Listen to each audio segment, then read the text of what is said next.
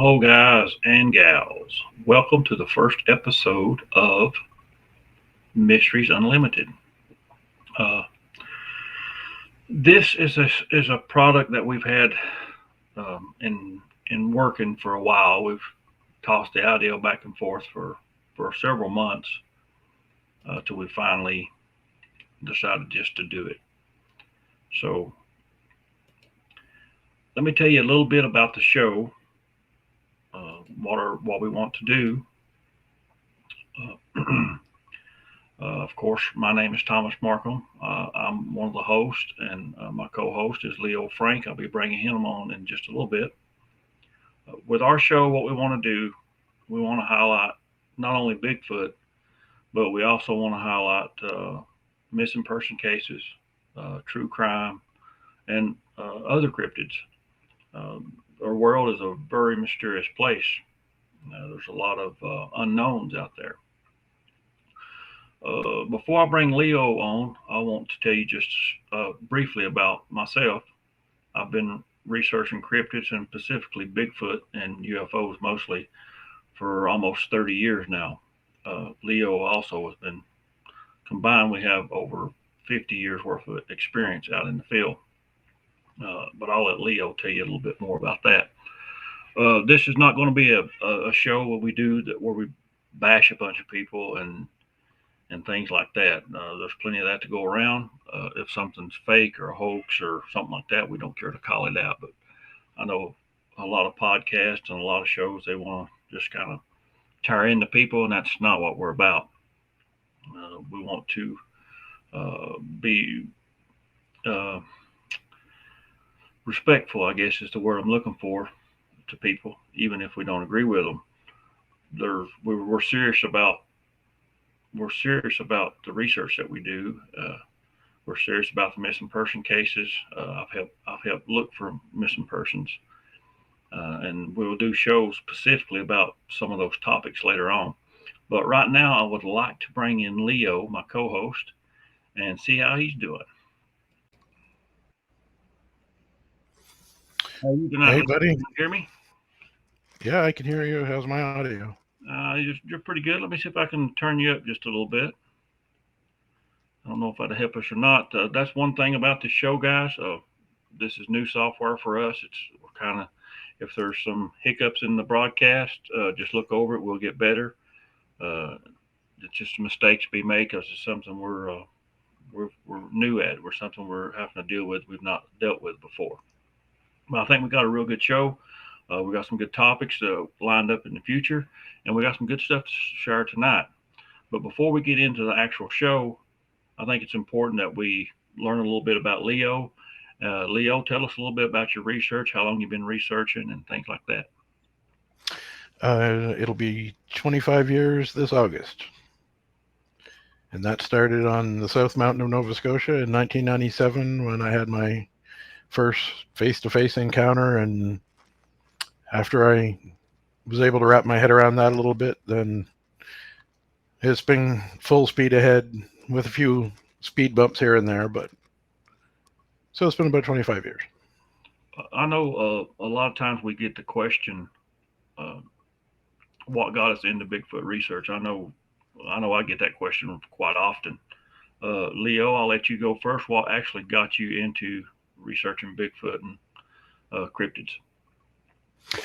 Uh, Prior to that first encounter, I was into things like, ghosts and things like that because that was fairly common in my area, but Bigfoot wasn't. So, but yeah, it was that first encounter that, as scared as I was, and for the first while, I had to find out more. And there at the time there really wasn't a whole lot to find out other than uh, sci-fi books and children's books and things like that. So it was a lot of just being in the woods and going, what do I do now? So What got me started? Mine was a gradual progression. When I was younger, probably preteen, I had seen some strange lights in the sky. I was out playing, like kids do. strange flash of light in the sky. If I remember correctly, it actually made the newspapers and the news. I think they explained it away as a meteor or something like that. So that kind of got my interest going when I was young, which was mostly about UFOs. That was my main interest when I first started, and from there it kind of progressed into hearing my parents and grandparents and stuff talk about seeing ghosts and things like that. And so over time, it was just a gradual progression for me. My first encounter, which at the time I didn't know it was an encounter, I was just scared out of my wits. We was actually coon hunting, and something paced us and followed us in the mountains, and we never could see it. Dogs were scared of it, of course. I didn't have no idea at the time what it was. I didn't know. I was interested in Bigfoot, but I didn't know much about it. But years later, of course, I would find out exactly what that was. And I actually researched the area now. Never did see it, but that was a very scary time. So, but for the last probably 12 to 13 years, I've put a lot of time in researching Bigfoot. Uh, well, like yesterday, I think I ended up with close to 10 miles, all of which was not in the mountains, hiking, but I didn't count how much driving I did. I spent a lot of time in the mountains over the years and seen a lot of weird stuff, and I hope to share some of it on here on our show. You certainly put in the time, man. I'll give you that. I do, You're the man. hardest working man in this whole thing. Well, I had a very productive day yesterday, so I got a lot done, and I took a few hours out of my day to hit the mountains. It was cold and snowy, and we're got snow right now. I don't know how much we're supposed to get. I quit watching the news. So another thing, guys, if I seem like I'm a little bit out of sorts, it's because I'm having to deal with the. I try to keep an eye on the chat and get things loaded up for the next segment. Uh, which I guess, Leo, if you don't have anything else to talk about, we will go ahead and go into our first topic, which was going to be stick formations and stick structures. I know you found a bunch, and I found a bunch, and without a doubt, we've seen a whole lot over the years on social media where people post stick formations. So what I'll do now, I will. I got a little video. It's maybe 2 minutes long of various stick formations. These are from Leo and are from me. And what is interesting about this is that we have found very similar things, even though he's in Canada and I'm here in Kentucky. The stick formations are quite a few of them are very similar. So let's see if I can get that to play, maybe.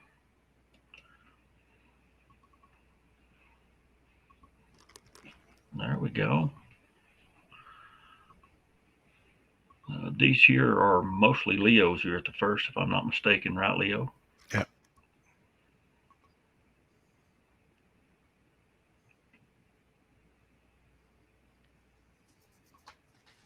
That's interesting there.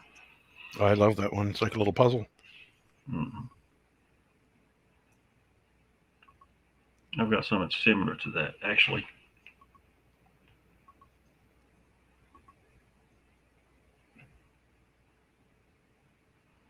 That's an interesting one there. We'll talk about maybe in a little bit. Look at there. There's a big X, Leo. That's a weird one there. We'll talk about that one a little bit too.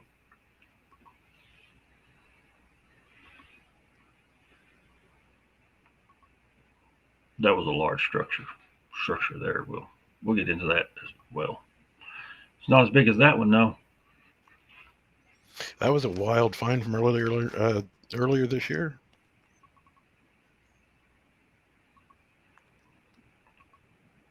Weird.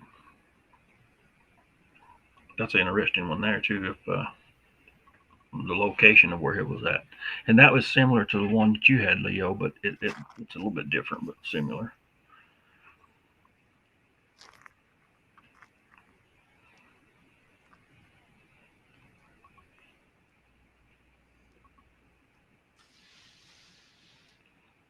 All right, let's see. Let me hide this on the stream. Now, I'm going to pop up a couple of the pictures, Leo, from that you sent me, and maybe you can tell us a little bit about it. How about that? That sounds good. I want to start with this one because I find it very interesting. Let me get menu out of the way here. Maybe. No. No, that's not right. No, that's Let me see here. Maybe I can't get this out of the way. I can do it this way, though.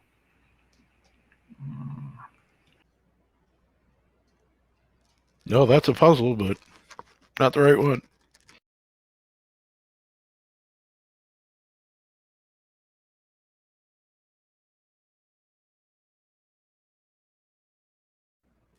And now you've disappeared and gone silent.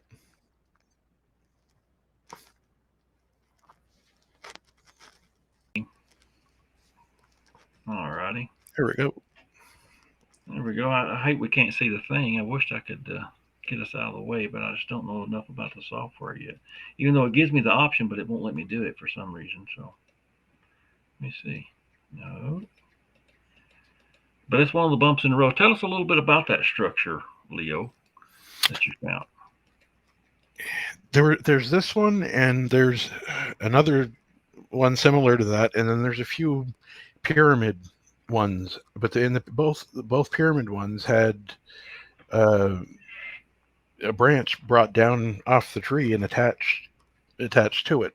So these were really wild to find, but this one in particular, the way everything fits together, that fits together like puzzle pieces, and that stood for at least 2 years. I mean, with all the storms, wind, and everything like that, that stood for a good 2 years. That's one of my favorite ones, and what I think it could be is if you look at the bigger ones like that. I think these smaller ones are either some type of ground marker for God knows what, but the other possibility too is you have young ones learning to make these really big ones, and I mean they've got to start somewhere, so it's a possibility anyway. Well, I think that sometimes that the young ones do Mm-hmm. make these little formations. I can actually do this, Leo. Well, might help us. Let me see. There might be some sound here, which there may not be too. Let me see if I can do this. There we go.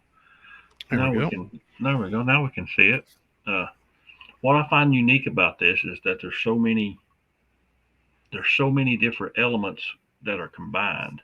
It's not just one or two. There's several different branches in here that are very interesting. Actually, I found something that was kind of similar to that. Let me see if I can. I don't know if I've actually got a picture of it on here or not. Let's see. It's not that one. Nope. Nope. I don't see it, but I find that one. I find it very similar to what you have there because it has that one branch that's kind of laying up on another. No, not that one. No, not that. That one right there. Yeah. See how that's laid up? What was interesting about that? Uh, Going down this mountain, there was this formation, and then about every I don't know 20 feet, there was a branch laid against a tree. But one would be laying one way, and then the next 20 feet, one would be laying the opposite direction, all the way well over halfway down the mountain. But I thought that structure there reminded me of your structure. Well, Uh, the thing is, they're put they're put together like perfectly. There's all kinds of things that wind will do to branches and sticks in the woods, but that's a stretch to think that it's going to do something that perfect. right, we know like snowfall and wind and things like Mm. that will cause anomalies with stick formations. But when you see a structure that incorporates a live tree and dead trees, That's kind of unusual, especially if it's in a pattern. Now I found many archways. I know we got some archway pictures here as well somewhere. Let's see, I think you had one right there's a larger archway. Tell us a little bit about this, and is this the same location as the small one? It hasn't changed picture on my end. I'm still seeing your ground structure there. Okay, how about now? It's the very large one, the big Okay, branch. well, that would be that one is an area two. Both of the ones that I sent that were the arch with the X. Mm-hmm. Uh, they're both in area two, and they're both by water. The arch is held there by the stick that makes the X, and that stick is pointing toward water. In one case, it's just pointing toward the swamp, and in the other case, it's pointing toward fresh water. So who knows? Maybe, maybe not, but I do find them near water. So Well, that's the now that I think about it, I found several like that too that were near water or well, there's about every one I can think of was near water. Uh, but it's interesting that they do this, and I've seen where they take a live tree over like this and they'll pin it under a dead log or some kind of brush. I've seen it stuck in the mud. mhm. Maybe I've seen it with like a rock laid on it, which is not natural. It's not going to occur on a natural basis. No, and So I mean in the same area, I've woken up with an asterisk placed at my feet, like a little cross made and aligned down through, and the stick driven into the ground. There was no wind picking up sticks and driving them into the ground.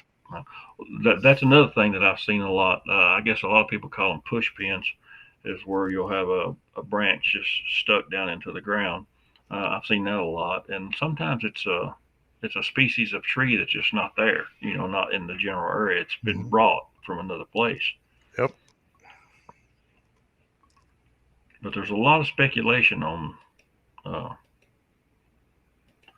on stick formations, and what I find very fascinating about it is that you are finding the same things in Canada that I found here in Kentucky. I don't know if you can see the screen or not right now, but there's an archway that I found here in Hmm. Kentucky. If I'm not mistaken, that's mine. I can't even tell them apart. They're so similar between yours and mine. Well, that's the thing. We've been talking about this like 6 or 7 years ago now. Like Sure. I just found this, and it's exactly like what you found. So Yeah. yeah, it's I think certain things are could be universal with them. Certain things could be within a certain area. Um, so and I mean they could be making the same type of things, but have a completely different meaning. It who knows? Well, that's me. I know a lot of times we want to kind of make it all universal, but just like us humans have slang and language and things that we do is different per region, I'm sure they have some variations too. While maybe overall everything is, it's got a similarity, there are certain things that mean something to them that may mean something different for a group somewhere else. One thing I found interesting that I don't believe, I heard a person talk about that all these stick formations were made by people who had got high. He said smoked pot, if I remember correctly, and they're going to the top of these mountains and making these stick formations because they're high. So he didn't believe that Bigfoot made stick formations. I disagree with that because I found too many with tracks and things like that around them. Well, it depends on what Buddy was thinking about, what kind of high they were doing. But I'll tell you one thing: if they're smoking pot, they're not climbing any mountain. No, might raid the refrigerator, but they're not going to the top of a Yeah. mountain. But people want to discredit stick formations, and one thing they will say a lot of times is that, well, you didn't see the Bigfoot make it.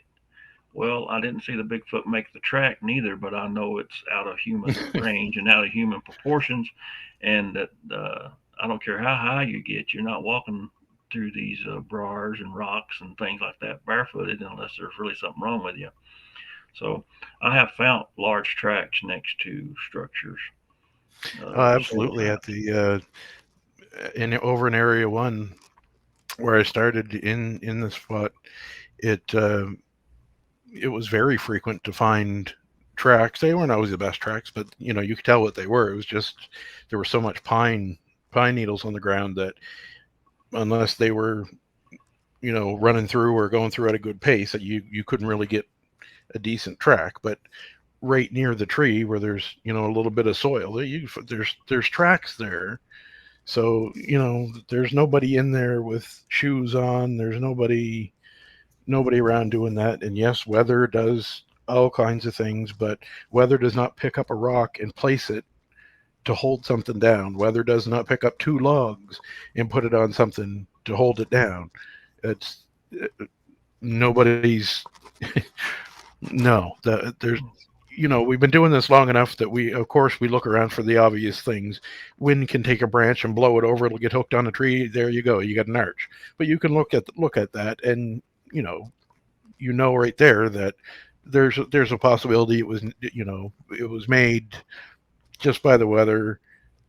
So it's not documented, yes, but it's not something that we put on the high priority list. But when you find things that are held down by rocks and logs, and you find tracks there and all that, it's ridiculous when people say that, oh, Bigfoot couldn't do this or whatever. They're the type that like to scoff at everything. So Yeah. what can you do?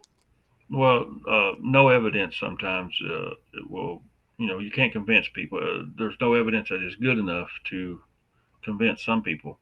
Uh, One thing I have seen on these stick formations is sometimes people do misidentify stick formations. I've seen where it's clear wind damage. I mean, you'll have a tree that's as big around as a tire, a healthy tree that the wind or something like that's blown over, and people automatically want to assign that to Bigfoot. Hey, Bigfoot broke this big giant tree over, and I just that's no, it's wind damage, man. But you can't correct everybody, and because everybody's not correctable, they won't listen to you, and they once they've got their mind made up of what it is that Bigfoot done it, you can't really change their mind a lot of times. So you just have to kind of move on, help those that you can, and share what you know, and just move on. Well, let's go on to another stick formation here. We'll see what we can. I'll talk about this one. This was one of the larger structures that I found in what I also call Area One. What's interesting about Area One is how I got in there was that my father, who did not believe in Bigfoot, actually had a road crossing. Uh, One day he'd come to the house and knocked on the door and said, "Come out here, I want to talk to you." And at the time, he was having some heart trouble, so I thought maybe he'd got some bad news on his heart, and he was just kind of, going to fill me in on it. But we got out on the porch, and he told me, he said, "I seen a Bigfoot." And I'm like, "You seen a what?" He said, "Yeah, I seen a Bigfoot." And it was like, it had been like 5 days before he came and told me. And I asked him, I said, "Well, why did you wait so long to tell me?" And he said, "Well, I was kind of ashamed because I'd made fun of you all these years about Bigfoot." And then he saw one walk across the road at about, no, maybe 30 feet in front of him. Anyway, that's how I got into this particular area. One day I hiked in there for about 15 miles. It goes forever. But over the years, I found numerous structures in there. But this one here, the very top of it was probably 12 or 14 foot high. The pole going to the left went way back, and it actually had an arch tucked under it. Uh, but this is very close to several other structures I've found in the area over the years.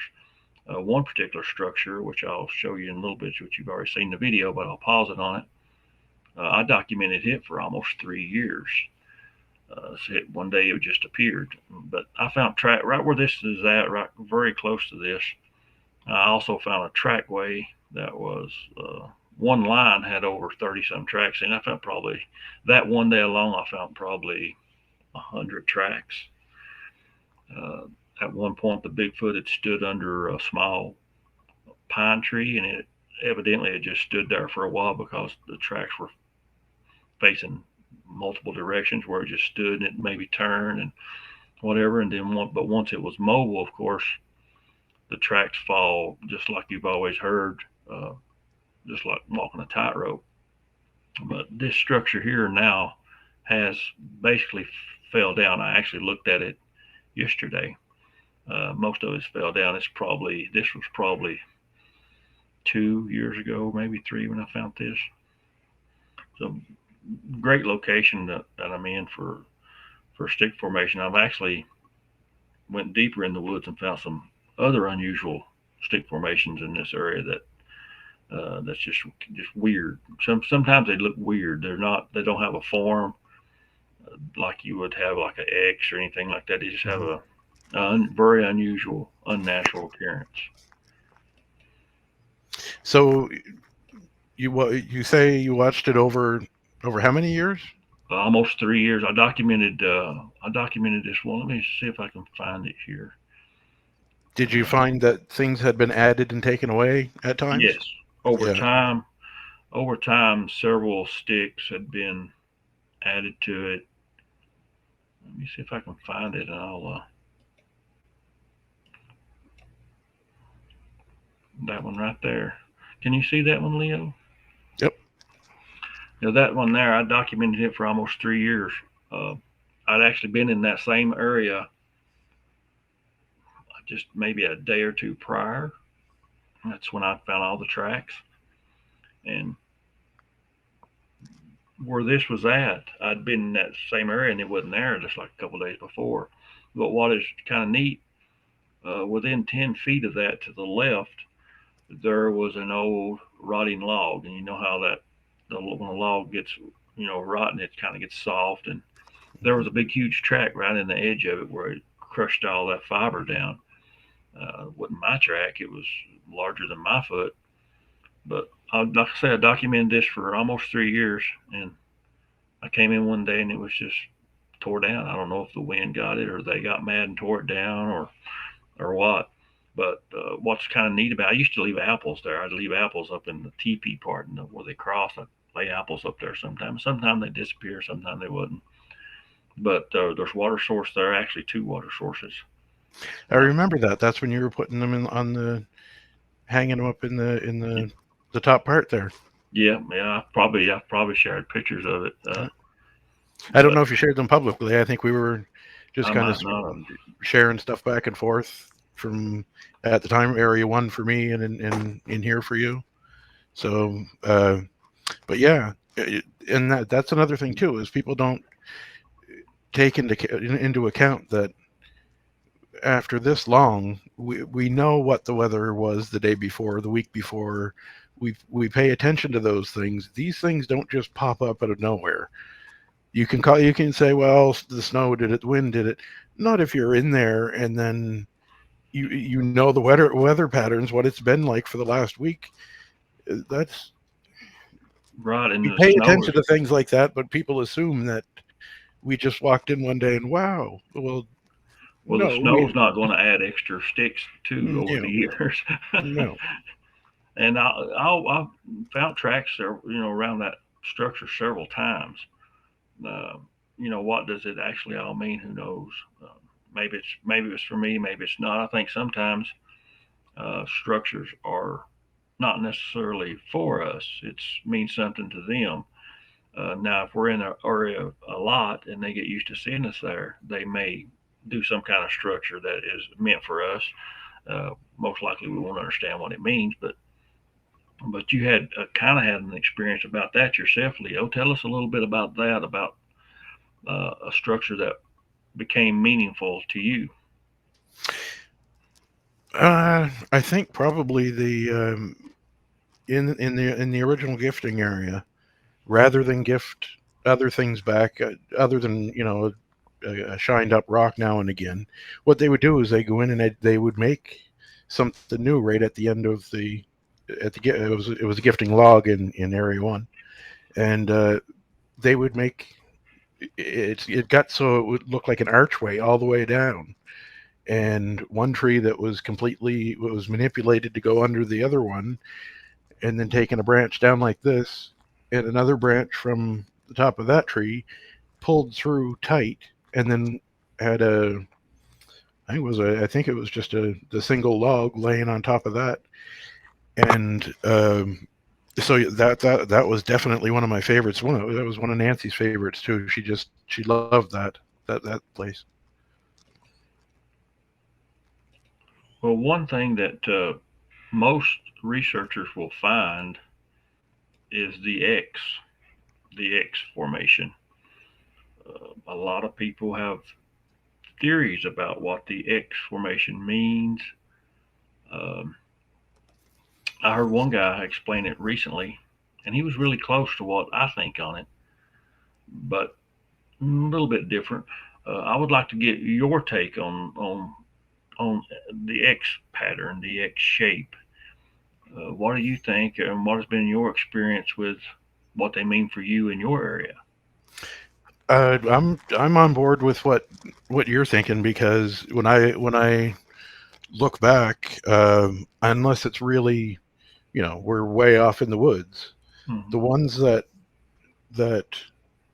I can think of when you and I were talking about it before, there's usually a road or a house or something on one side, clear woods on safe woods for cover on the Mm-hmm. other. Now, deep in the woods, that's not always the case, but I do find that, like last year, a lot of what Becca and I did when we went on maps and found old dirt roads that had one or two houses on them way back in the sticks, and we were finding a lot. Like, she spotted an X, and she said, "Is that worth looking at?" So I said, "Well, it's always worth looking at." So we get out of the car, and I actually went down in the ditch and had a look at it, and I said, "Yeah, that's definitely worth looking at." But we had the dirt road on one side and clear woods for miles on the other.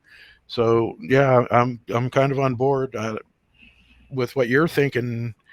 Uh, I don't know, necessarily when it's further in the woods and there is no obvious danger on one side to them, or something to be, not danger, but something for them to be aware of. But I definitely, I think 99% of these aren't meant for us at all, Yeah, I agree with that. unless it's a decoration type thing, or they know you like it, so they go and do it for you, or something like that, or just they try to get your attention, or things like that. But 99% of them aren't for us at all. Well, now this, I hope you can see this one I have up on the screen now. Uh, what's interesting about this particular X was I found it right after a road crossing here, actually below my house. I have a neighbor who goes for walks. He walks for exercise. He's quite a bit older than I am, but he goes for exercise, and he was walking back toward my house, coming up the highway, and he sees this thing standing on the side of the road, and it sees him, and it goes across the road and up into the mountains, which the side it went up into. I know there's an old cave up there. I've not been to it. It don't go very far. It's more or less like a small cave. You could live there. I guess it could if it wanted to, or get out of the weather. But anyways, he came, and actually I talked to him on the phone, and he told me about it, where he seen it at, and I was about an hour behind his sighting, and I tried to backtrack it because I wanted to find tracks and verify what it was, which he told me it was at least as tall as I was. So that rules out a black bear. And usually black bears don't have a face like a monkey. Is how he described it. Uh, but as I was looking around, I found this X. Well, this was actually a round tree. I don't know, maybe that big around, like a softball, and it had been pulled perfectly apart and placed in two forks of a tree, making the X. And like you were saying, my kind of theory on this is that one side usually poses some kind of danger for them or something they should be aware of, and the other side is normally forest land that are, nothing really for them to be concerned with. Well, on one side of this is a railroad track, a house, and a road. The other side is all mountain, a mountainside, a creek and a mountainside. And what is interesting, another interesting thing about this, that the guy who lived there, actually it was a house and a trailer there. Trailers, both of them still there. The guy who lived in the trailer, I went to him and asked him. I said, "Have you seen anything unusual here?" Uh, and I told him the guy seen a Bigfoot. He says, "Well," said, "something's been getting in my dog food." He kept his dog food outside under like a little storage shed. Storage shed. I just had a top on it, didn't have no sides, and he kept his dog food in a lidded container like you can buy at Walmart or wherever. And he said he caught something that he thought was a bear opening the container and getting the dog food out that was black. Well, the guy seen across the road is right next to his house there, his trailer. It was black. And I told him, I said, "It's a good chance that you're not seeing a bear opening the lid on your dog food and putting it, closing it back and running off." So that was kind of validated it to some degree that, yeah, they're seeing stuff here, and that's very close to where I actually had my sighting here at my house. So if people don't know, we live up a little old 8 Mile holler, mountains on both sides, not a whole lot of people. So you can look out your window and you can see nothing but forest land. A lot of times you may have a house down in the valley, but there is a lot of land around here, forest land.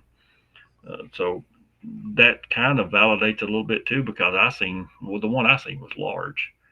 The one I seen was probably, I'd say, at least 10 foot tall. Uh, I've seen a few.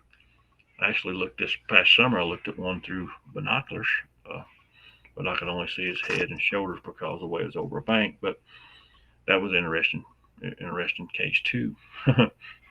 But I'm like you, Leo. I think the X a lot of times is it's not necessarily meant for us. It's a more of a something that the Sasquatch people, the Bigfoot people, or what you want to refer to them as, uh, it's for them. It's for their knowledge. I know some people say it is a danger. It's a warning for you to stay out. That's just applying our thinking and our symbols to them, and that Right. doesn't that doesn't I go that agree with doesn't that. go. Actually, if you look in the Native American symbols, the crossed arrows like that is a welcome sign. So, if you go that way, and I know me and you talked about it, you researched and found a Chinese symbol, if I'm not mistaken, that was Mhm. actually left for you. So, a lot of times these symbols are kind of universal and they spread across a whole lot of cultures, but they may have a slightly different meaning per culture. So, you have to, I guess, kind of figure it out on your own on Well, that that's it part. too. I mean, we can look at writing in other languages. We still understand that as writing. We just don't Right. automatically know what it means until we look it up. But the two that we had in area 2 and on the Gifting Rock in area 2, there had been a small forest fire closer to me than them in that area.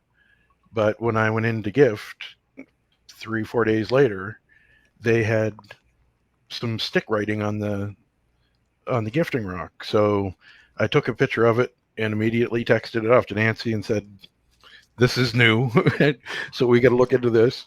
And she actually got back to me and said and found that it was extremely close to uh, the Chinese symbol for fire, and the same thing happened with the Chinese symbol for talk.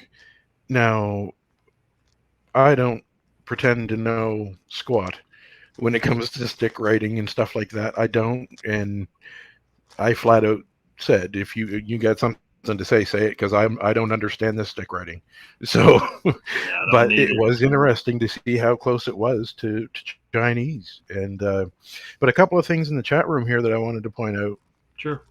Last Starfighter mentioned about the elaborate ones, more of the could be more of an altar of sorts, and that is very, very possible.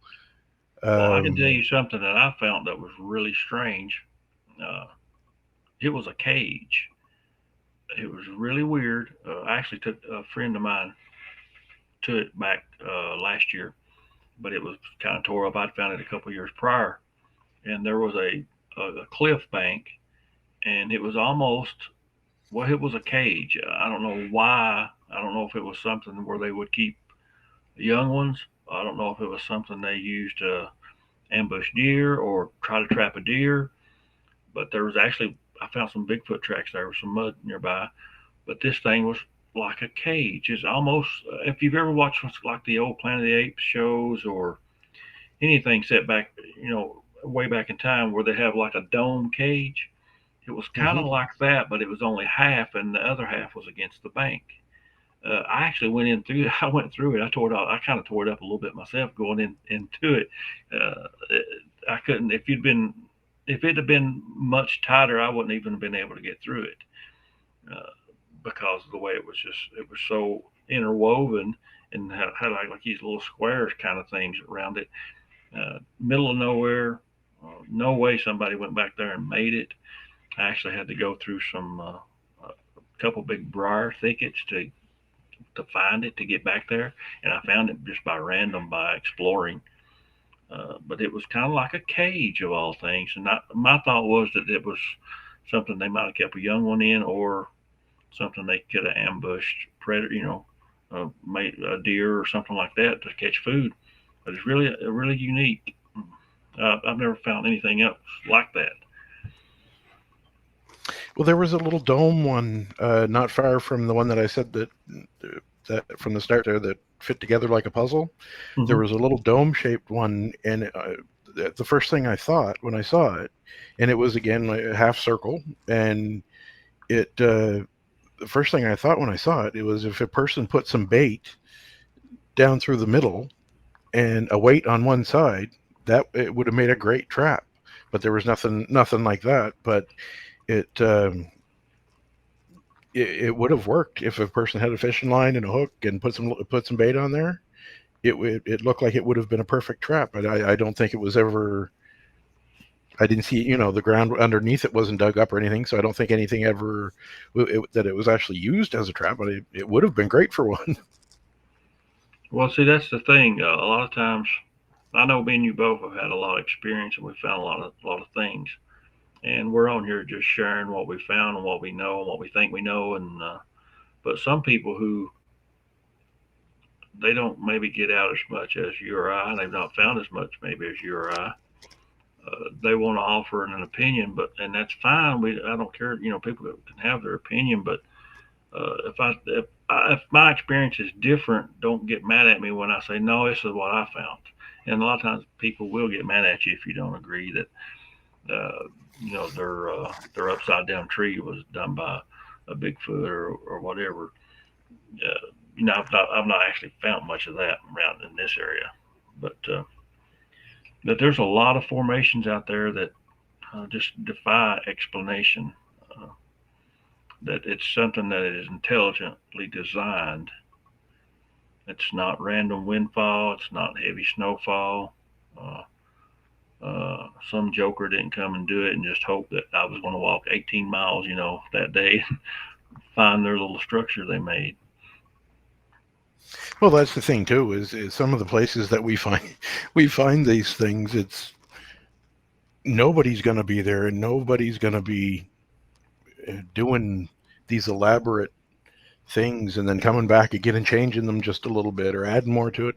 It's when the only tracks you find are your own and Sasquatch. It kind of rules Yeah, out other people. There are no other tracks. no kidding.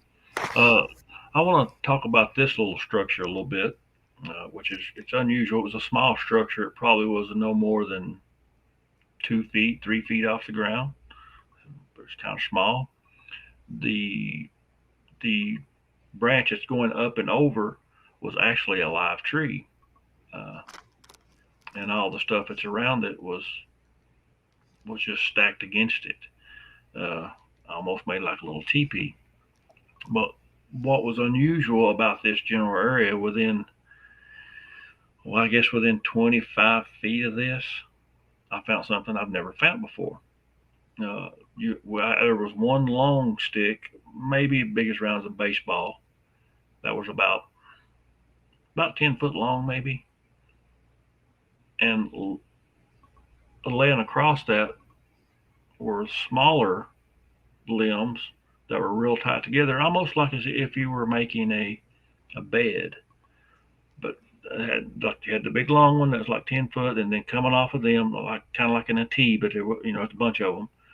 It was about a 2 or 3 foot long branches. There was probably, I don't know, it was a bunch of those, and it was just so unusual. I'd never seen anything like that.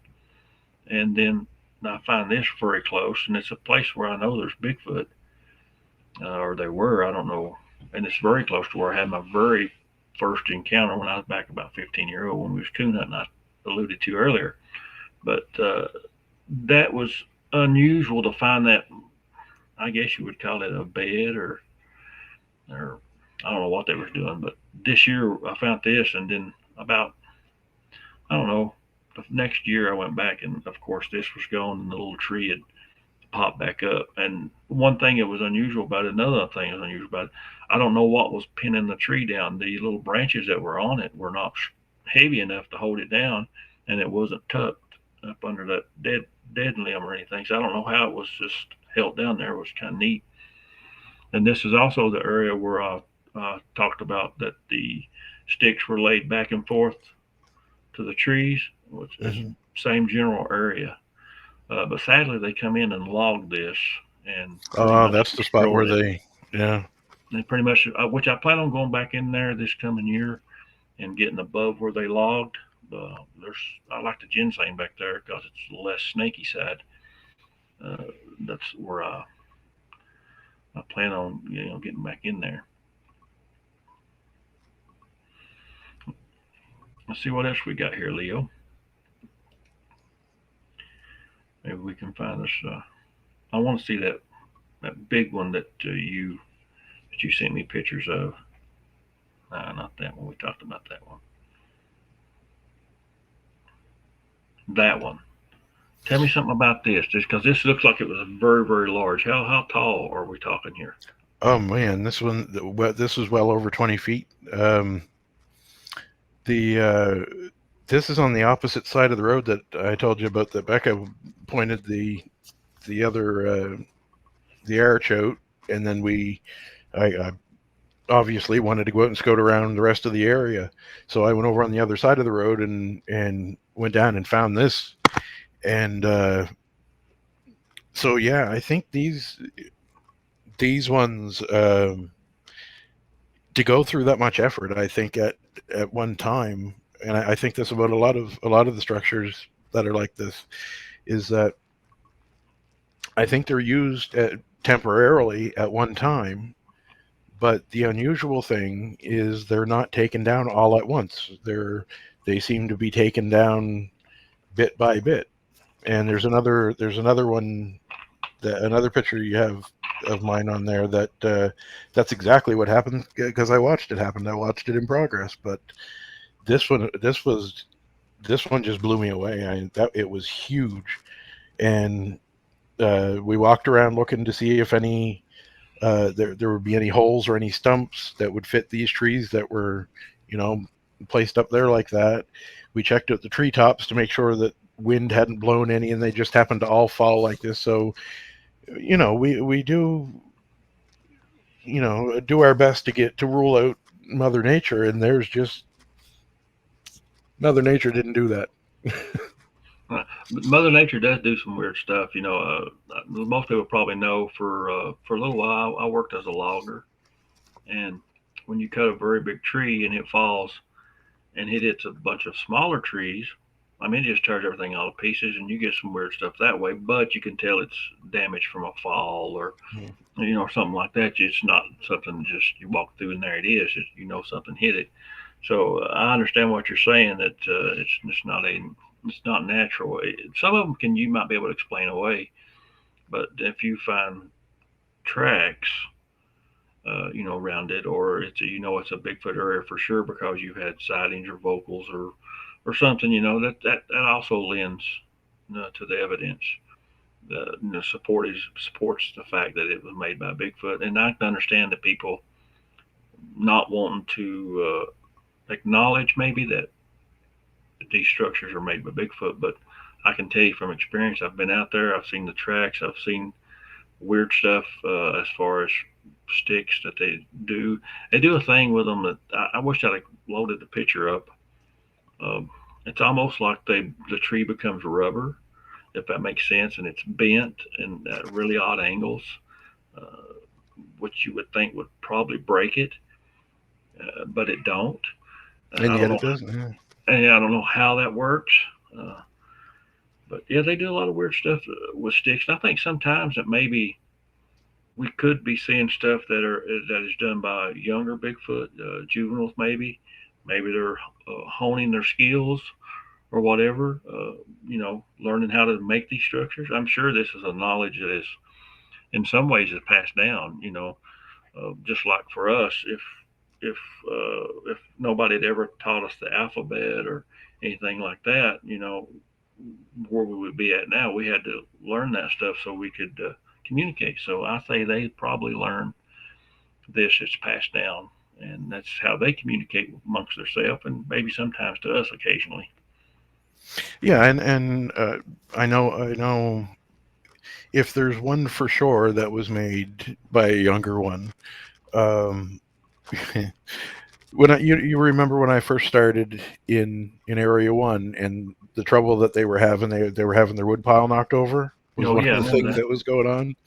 Yeah. Well, I mean, it was, I don't know, 2 or 3 years later, I find this little, almost like a teepee thing made. There's some rocks around it, and I saw branches this, what, this big around. So I went over and looked at them. I thought, well, those are cut. And then I looked at the wood. They had taken the wood for, it was the wood that they had taken from the property, and they just laid it on top of that. And I said that had to have been a kid that did that. Hmm. They took the people's actual firewood, right? They took the wood, and 2 years after all of this stopped and everything, I Hmm. have this thing that wasn't there, 2 weeks prior to that. This little structure, and it kind of felt like it was a younger one saying, "Look what I did, and do you recognize this wood?" And I very much did. Well, see, that's the thing. A lot of people don't may not think about it, but now just because there's a road there, just because maybe there's a house there, that doesn't mean Bigfoot will not come around. He may be more cautious or whatever, but I've I've taken in credible reports that of Bigfoot being around people's homes. Well, in fact, the one that I seen was around the home, was around my home, fairly close, but around my neighbor's home. And the story with that is the neighbor was always throwing out scraps.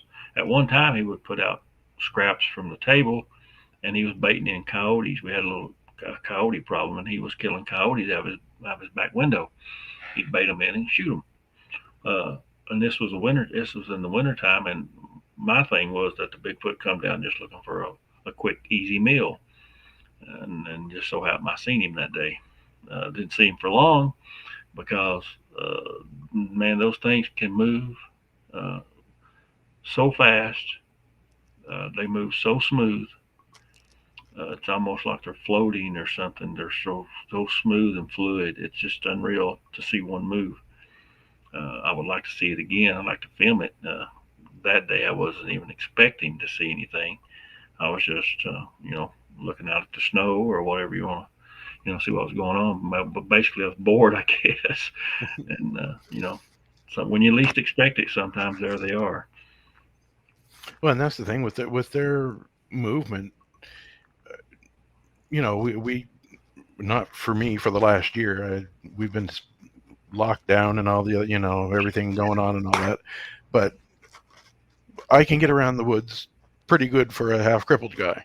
So, and I know you can too, but we are, compared to what they can Oh do man. and how they move, they, well, it just the video there, the Osho video, uh, she doesn't look down once. And That's true. I hadn't thought I've about that. been That's behind true. those. I've been back there. You've got the creek on one side and down trees and rock. We have a lot of slate rock here on the South Shore, and she doesn't look down at all. I mean, she runs out of gas pretty quick, but she doesn't look down at all, and she just goes through it. Well, we And a know lot of why times, she like ran from out a of gas, distance, though. they look like they're floating. So We know why she ran out of gas, though, pretty quick. yeah, she had a passenger. Yeah, she was pregnant. And if, for you folks that may not know, Leo has some incredible footage. We actually used some of it in our documentary, Bigfoot: The Legend Is Real. That's definitely worth a look. Uh, some interesting things, and there's more that I know. There's some stuff that he shared with me privately that maybe someday will actually come out, which is pretty cool too. So Well, see, we got this show now, so you never know what's going to come you out. never know. You never know. You never know. But back to Bigfoot, how it moves. Uh, to think that you could outrun one through the forest is just silly. Uh, it would not have to check up. It would not have to watch where it was stepping. It would know the forest so well. There's no way you could get away if it wanted to hurt you. So, And and I that's the don't think there's. thing. A lot of people say, "Well, I was chased by a Bigfoot." No, you were at best bluffed by a Bigfoot, because if they wanted you, they'd have you. I Right. had Yeah. somebody tell me that, and I don't want to discourage people from sharing their reports with me, but this was given to me years ago, and I'm no longer in touch with the person, and I'm not you know going to give the name or anything, but uh, they said that they were going down a dirt road. They were sure they saw one running in the woods along the side of the road, and they had me right up until the part where it reached out and grabbed his arm. And what I said, and well, what happened then? Oh, I pedaled harder. No, you didn't. If one reached out, even a small one reached out and grabbed your arm, you didn't pedal anywhere. You fell flat on your face. Yeah. So he lost me right there. That was no. And that's not to say that maybe there's not some aggressive encounters that where people Oh, do definitely. get Yeah. taken or hurt or whatever. But now I know of one case here. Well, yeah, one case where the guys were on a four wheeler. There was like maybe it's been a long time since I read the story. I used to go to church with the guy's brother. Uh, they were on they were on three or four wheelers, like two boys each, and they saw what they thought was the stump. And as they rounded the bend, the stump stood up and chased them on the four wheeler and kind of swiped at them. Uh, but they won't hardly talk about it. Years later, they would try to talk about it, and it was very frightening for them. They kind of break down and cry and everything. They couldn't hardly talk about it. I mean, it's real scary. The Bigfoot actually has a name. It's been there for. I traced it all the way back into the 40s. About some people building a house there, and it ran them off, and they never finished the house, the cabin, or whatever you want to call it. So that thing had been there for a long time, and that happened probably, I guess, with it chasing the boys on the four wheeler. That was probably the 80s, maybe the middle late 80s. So I'd like to get back in there and look around. I've just not had an opportunity. That's the thing about where I'm located at, and even for you too. I know, man, we got a lot of forest land. You just can't go everywhere. If you're having success at one area, it's hard to say, well, I'm going to go try a new area that I've never been to before, because you feel like, well, I can go here and I got a chance of finding something or seeing something, and I go to a new place, I may not find or see anything. Yeah, and that's the thing, when we're at the place where we have this teepee structure here. Uh, I'd be a fool to not go back Right. not go back there. I mean, that's got to be checked out. It's at least a travel route. So, and with something that large being left there, I would think they probably travel through there quite frequently. So I'd be a fool not to go back there. But And I tend to stick. to my three main areas. And there's no idea. We have really no idea what that big, large structure is for or means. Yeah, all we have is ideas and theories. That's the best we can do. Now, this next picture, I hope you can see it, Leo. Yep. Uh, if you'll notice, there's two breaks. You see the two breaks on the right. Yep. But if you look back in the back, there's an arch as well. There's a little arch goes over. And Man, this looks exactly like you mentioned earlier about us finding a lot of similar a things. lot of If I similar looked things. at this, I would say that was one of mine in Area 1. Okay, this is actually I found this exploring a state park. I won't give the state park, of course, but you can't hunt on a state park or anything like that. But you can explore and hit the trails and here where I live out in this general area, there's not a whole lot of people. They'll hit some of the small loops and things like that, but they don't really go on the big long trails. Me and my wife actually was out on this one, and we have found tracks in this general area, not this particular spot right here, but we in this general area we've actually found some tracks. But man, when we was walking through there, and that just hit me like a ton of bricks. I said, "Look there!" I said, "That's two breaks and then an archway." And actually, I followed the breaks as we went on around through there. There were breaks for probably a good half a mile all the way around the edge. About there was a small trail there. I guess it was probably 10, 12 foot off the trail. It was broke. There was breaks all the way around through there, probably for half a mile or more, and they're all the same height. There was no other wind damage nowhere else, So people say it was wind. So no, something went through by this trail and marked it for whatever reason, or maybe it's to tell the other ones don't go no farther, or who knows. But I thought that was interesting, and I think Bigfoot is smart enough to understand that if they get into a state park, they're smart enough to understand that there's no guns in there, there's no people hunting in there, there's no bang bangs or whatever they want to call them. So I think that's a good. Well, I think that is the technical Bigfoot point. I think that's the technical term that they actually use. They call them bang bangs. No, they're rubbing off on me. Bang bangs, and I'm sure if they've been in an area where there have been firearms and they've seen it, uh, they know when they're in an area where there's no firearms, where they've not had any hunters or shootings or whatever. I'm sure they're smart enough to understand that. Oh, I would almost, I'd bank on it. Uh, we get a question in the chat room there. How high was the snap off point on those? Now on those right there, they were only about 10 foot, but now the ones that I followed for around the trail that was off the trail, they were probably them were about 10 foot. The other ones around the bank were probably 12 to 14 foot, and it went on for at least a half a mile, if not farther. And I kept pointing them out to my wife. My wife has a passing interest in it. It's not like me, I eat and sleep and dream and all kinds of crazy stuff about it. Day don't go by without I don't think about Bigfoot. And I kept look at that and look at that one, look at that one, and there was probably, I'd say there was probably, just guessing, anywhere from 15 to 20 feet apart.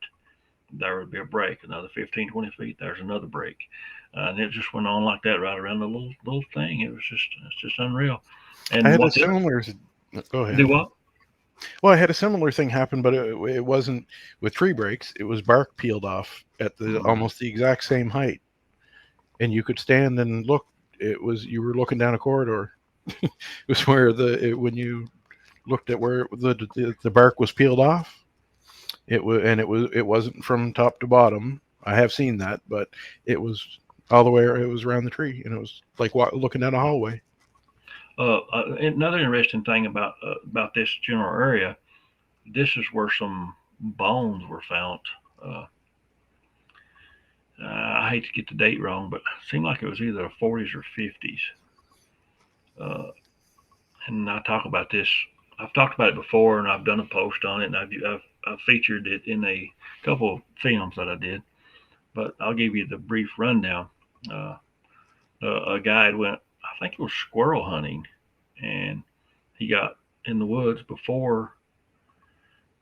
This is property that adjoins the state or area, or it was not owned by the state at the time. It wasn't part of the park.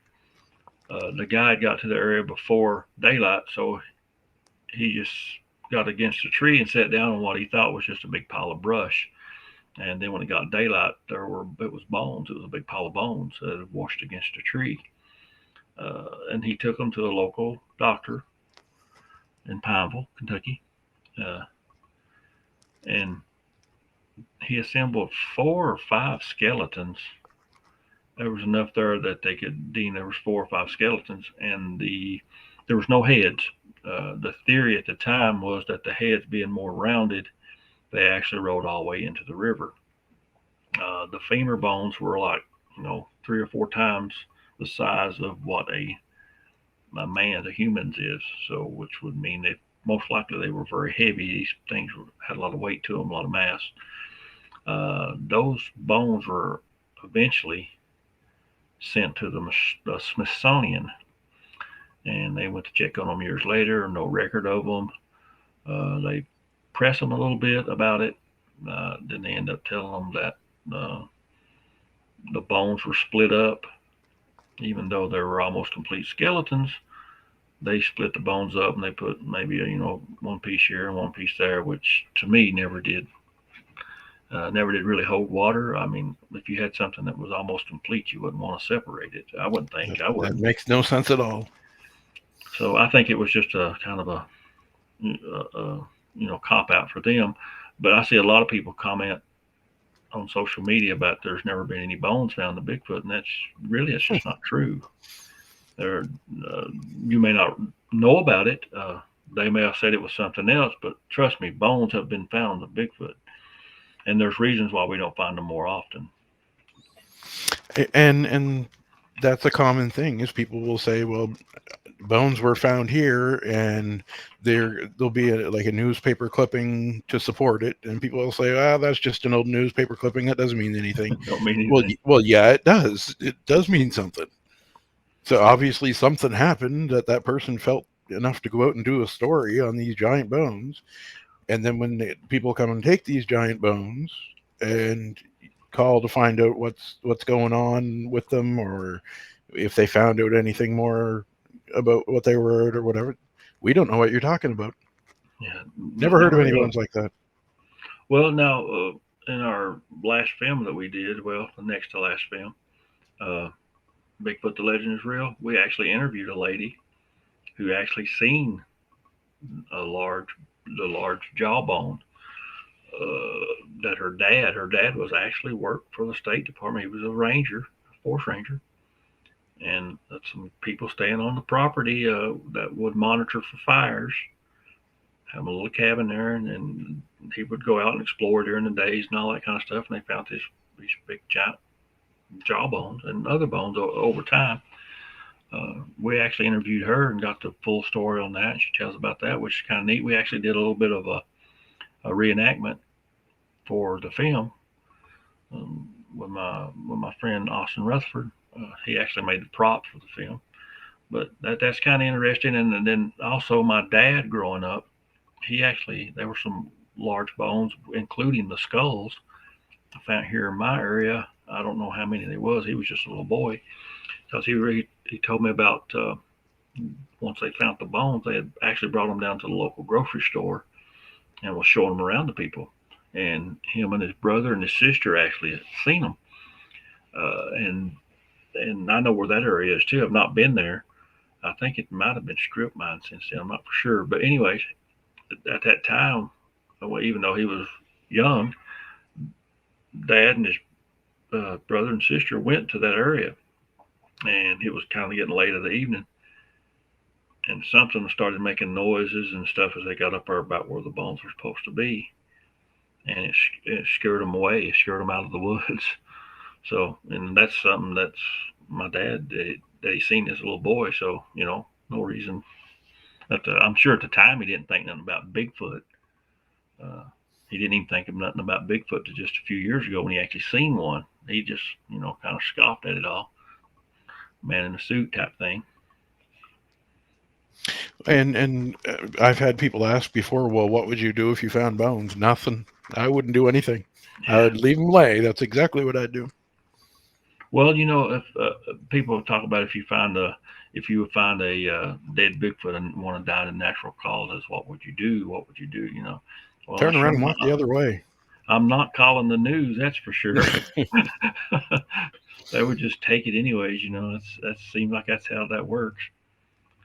Here's something interesting too. Back to our topic of stick structures. This was back on the side of a mountain.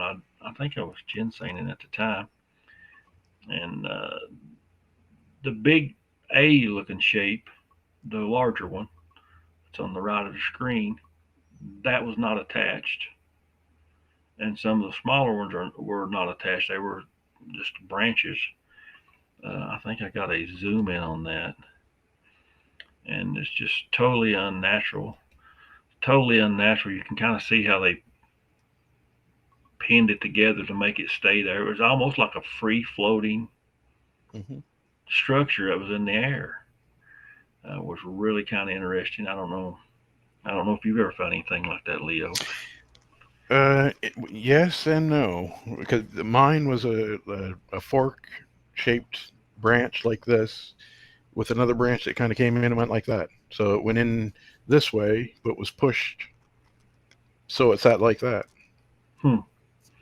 But you can see that there, man. How it's just kind of, I don't Yeah. know, and it was just hanging there in the air.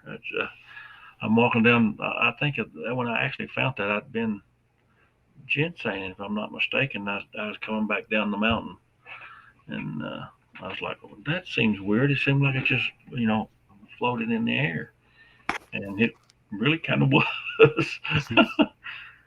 But a lot of weird stuff out there. But now you got to get out there and look for it. You can't just, you know, you can't just find them in your backyard or whatever.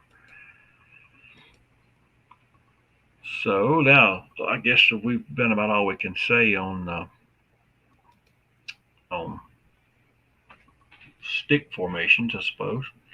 So I guess we got some time left. We'll go to our next topic, which is controversial in some ways. My leg's trying to cramp is why why I keep squirming. I've said too much today. Is the Bigfoot population? Uh, I know some of the more prominent people in the Bigfoot community want to tell us that there's not very many Bigfoot out there. There's only a few. There's maybe 1,200 in the whole United States or something, and uh, that's not what I'm finding.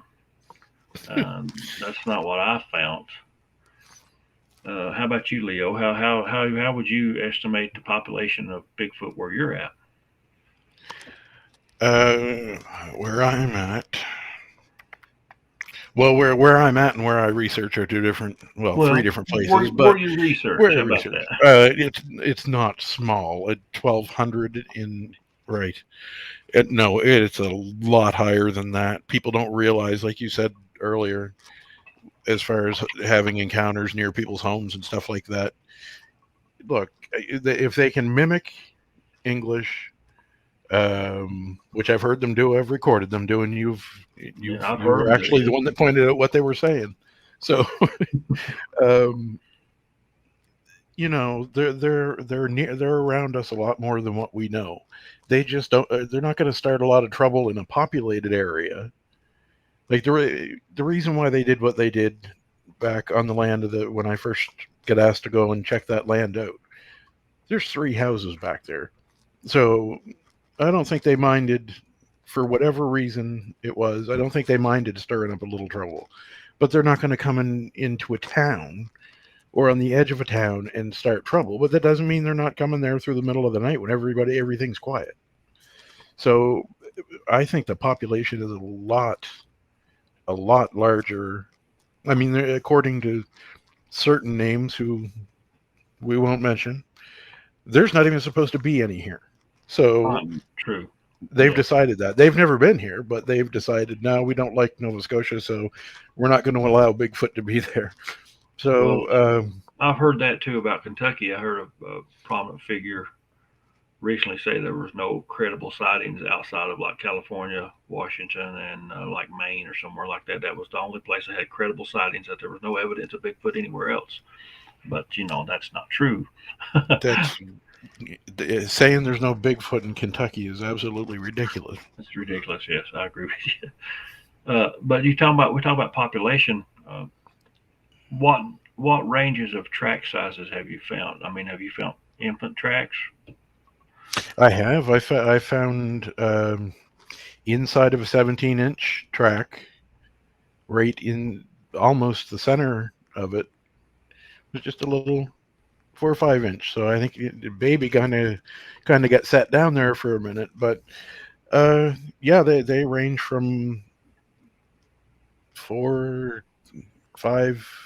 I mean, but that's very very rare that I would get a decent enough track to see that, and then I wouldn't have if it hadn't have been inside the other track. But from 8, 9 inches up to, I think the largest one would be 17 inches. But Well, I think the most common is about 16.5 inches I agree. for I male. think so too. Now, like here in our area, uh, our average height of a Bigfoot report is roughly somewhere between 6 and 7 foot. That's probably the average of what people are seeing. That what they report to me, anyways.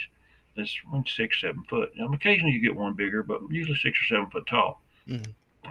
So you're talking about a track that's 14, 15, 16 inches long normally. But around here, I think at one time, maybe we didn't have a whole lot of Bigfoot. We had some, uh, or maybe I just wasn't aware of them. But I don't think we had as many as we do now because we had a lot of uh, coal mine going, and there was a lot of activity in the mountains, a lot of stripping, strip mining and coal trucks and stuff like that, going constantly. So, but over the years we don't have a whole lot of that anymore. Now, recently we're having more logging being done, but I don't think maybe that is as bad because it's kind of in an area and moves kind of slow, and there's usually not a whole lot of activity, just in that one central area. But I think when the coal mine and all that kind of stuff kind of closed down, I think that was made the area better for Bigfoot because there was less activity, less people moving around and stuff, and I think that probably is what caused our population to increase here. I found tracks, well, back last summer. Me and a friend from Arkansas, we found what we would assume would be a mother, father, and smaller one. You're talking about something 5, 6 inch track, and then you had adult tracks there. Of course, the male being the larger. And we had a sighting that day too. Actually, that's the one with through the binoculars that we looked at. But I have found tracks, infant tracks, all the way down to about like you say 5 or 6 inches, and the largest track I've found has probably been a 22-inch track, and I found a 19.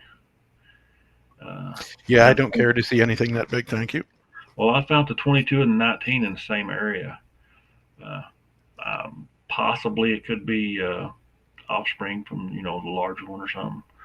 But the one I have a track casting of, and the one that I found all the tracks of, it was, if I remember correctly, it was 13 inches long and 7 inches wide at the ball of the foot, if I remember correctly.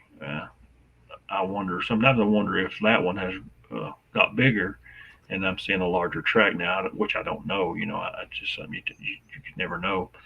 No, But but these things run through your head. I mean, that's part of doing what we do is you have to consider these things. but I know of here in my general area, I know of where there's several different groups of Bigfoot, and in each of those areas, I have found tracks ranging from what would you consider a small, maybe a teenager or track, all the way up to what would be an adult. And there's been a few sightings. I had a well, I can't trying to be careful. I don't want to say his name, and I don't want to give away who he is. But he was ginsening, and he saw a mother and what would be considered I guess maybe a teenager. Don't know if the teenager was a male or a female, but the mother, he talked about how he could see her breast and all that kind of stuff. And he had heard them talking earlier that day, and he had found a 4 fork of ginseng, and he said he jumped up, said "Thank you, Lord," and looked up, and there they stood. And he'd been hearing them throughout the day, but he didn't know what it was. Said to him, it sounded like they was speaking Russian, which is kind of accurate. But I've heard them, like you say, speak English. But our population here is doing well. Me and my friend from Arkansas, guy, we actually talked about this, and he wrote an article for our website about it. And just like with any animal, insect, or whatever, the land is capable of having X amount of creatures in a certain specific size area. Say if you go by, like, let's say maybe a square mile, there's only so many animals that square mile can feed and provide a habitat for. And here in Kentucky, our forests are pretty dense. We have a lot of water, deer. There's a lot of trees, bear nuts. We've got wild grapes. There's a lot of food sources. So our carrying capacity is what the smart guys like to call it for such large animals is really good at this time. Now with them logging and taking down a lot of trees and taking down a lot of trees that produce nuts and things like that, now it may change in certain areas, but I guess they just move and fight for territory. That's what happens with animals in general. If they lose their habitat, they go to the next one and they either have to fight for that habitat or they have to just starve to death and die, or the other person or the other animal that's in that area kills it. So that's kind of maybe that's what happens to Bigfoot. Either they move on. I don't know. You may be able to speak more about how they treat one another if they're not of the same clan or tribe or whatever, or if they're aggression or they fight for territory or whatever. You may know more about that. I've not experienced a whole lot of that. We have a lot of room, so they probably don't cross each other very often around here.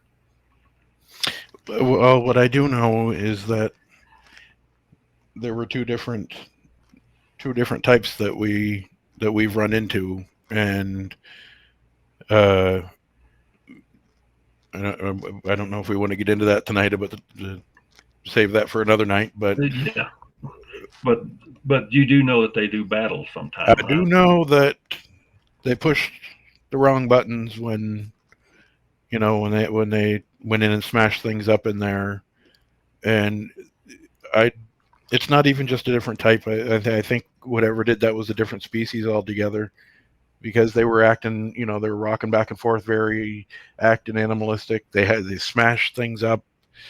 Uh, yeah, it was not good, and it didn't last. It was, a few weeks later, that was done. It was over with, and I haven't run into them again yet. Well, another thing too, Leo, that about here in my area that makes me think that the Bigfoot population is doing well is that our black bear population is doing well. We've had an explosion of black bear, and while there's some similarities between black bear and Bigfoot, there's some differences, of course, but there's some similarities in what they eat and how much they need to eat. Just opinion wise, is a hypothesis, I guess, about what they eat and how much they eat. They're a large animal, so you would think that if a area can sustain a large bear population, it could also sustain a large Bigfoot population, and I find that true. Plus, we have elk here too, and the elk population is doing very well. But bears, used to we didn't really have any bears. It was very very rare in the 80s to have a bear around here. Very very rare. Now, uh, I seen 9 in 2 days a couple years ago, face to face with a mother and 4 cubs. So and we have them walk down behind the house, and they come and get in the garbage. So we got a lot of bears now. So that population has done well. So the Bigfoot population, I think, is also doing well.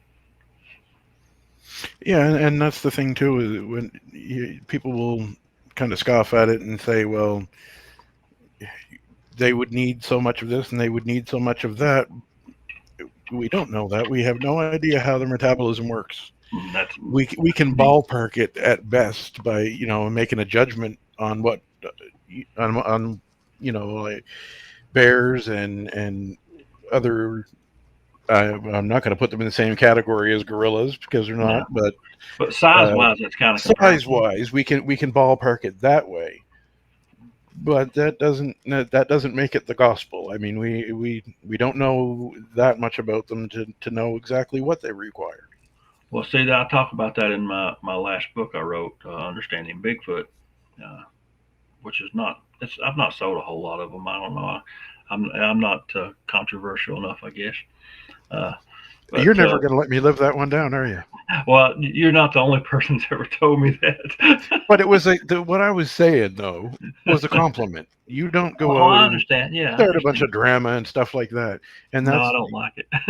I mean, people, that seems to be what people are attracted to is the drama and the fight over this and fight over that and squabble over shadows and all that. Well, that's not what we do. So if Well, that's your thing, you're watching the wrong two guys. we're talking about the size and metabolism of a Bigfoot. I talk about it in the book pretty extensively, and sometimes you think about like a cow. A cow just eats mostly grass, and look how big they get. You know, Yep. so we don't know. There's a lot. I'm sure Bigfoot knows a lot more of what to eat out in the mountains than you or I do. One thing that we have abundance of around here, and I have found where something pulled one of them up, is the cattails out of the ponds. Uh, the cattail root is actually very good and high protein for you to eat.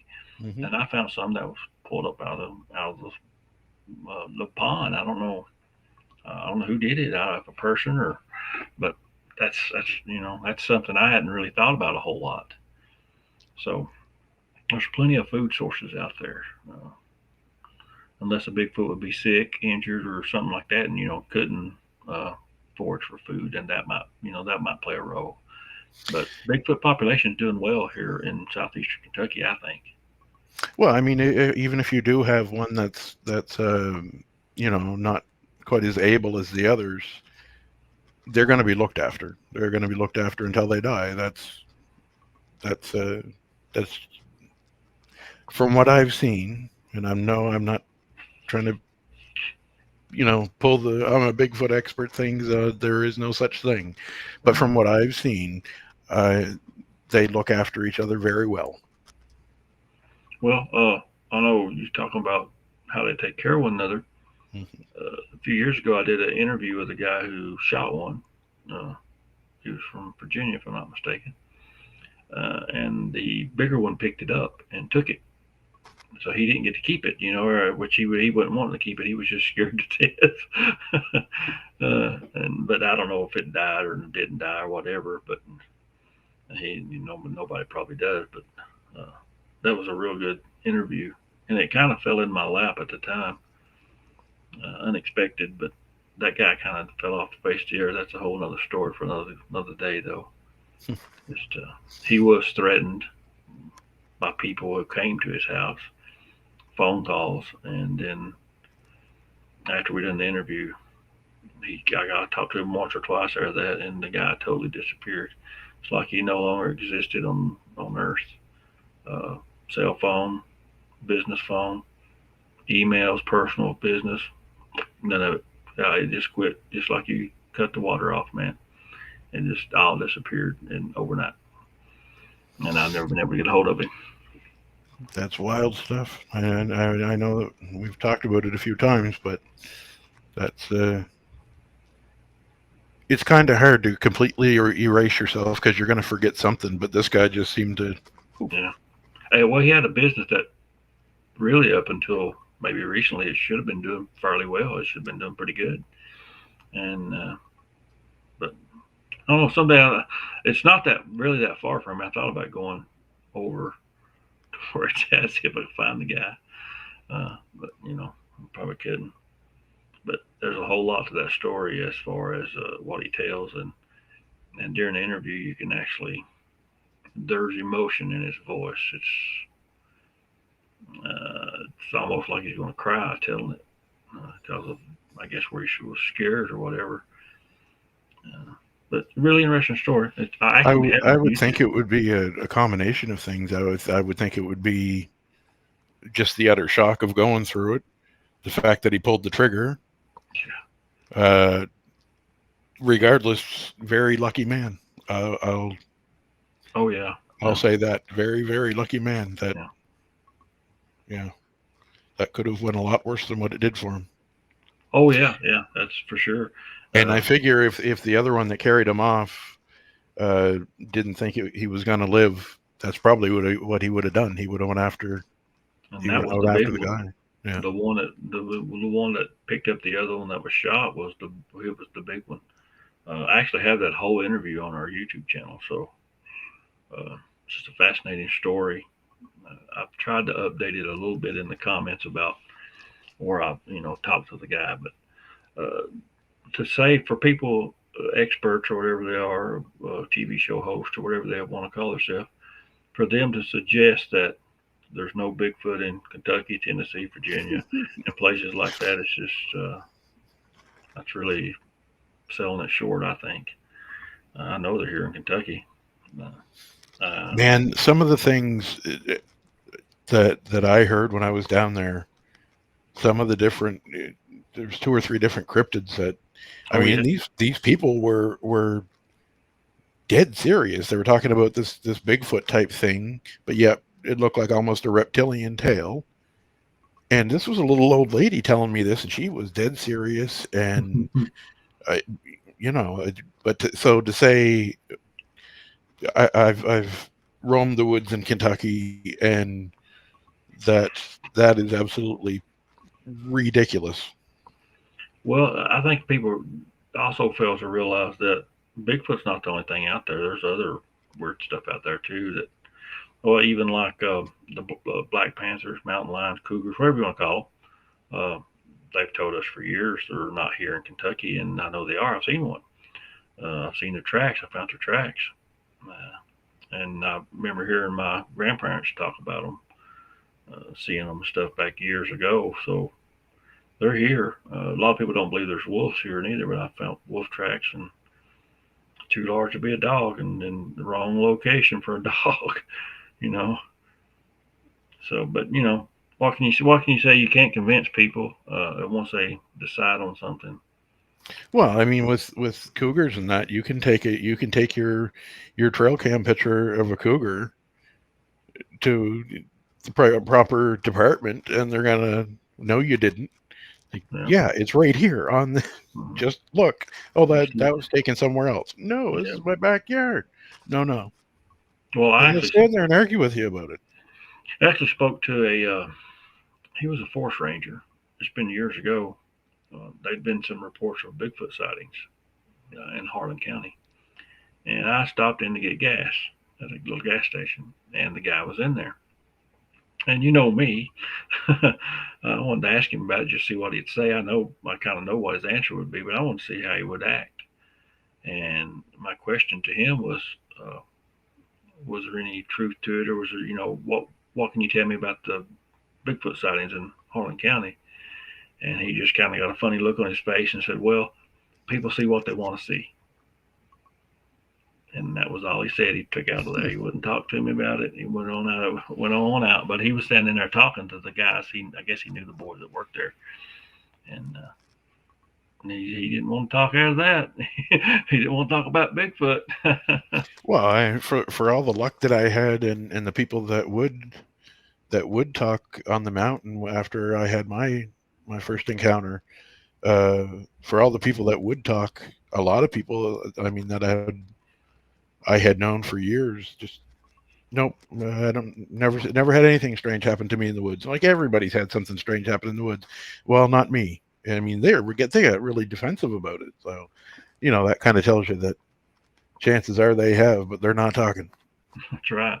Uh, Talking about population, I was looking at the chat room, and my friend Guy from Arkansas is in the chat room, and he's been here, and he's hopefully going to come back again soon. But I remember when he first came here, he was telling me about he didn't even realize how large our mountains were here, and he compared them to in similarity to the Ozarks.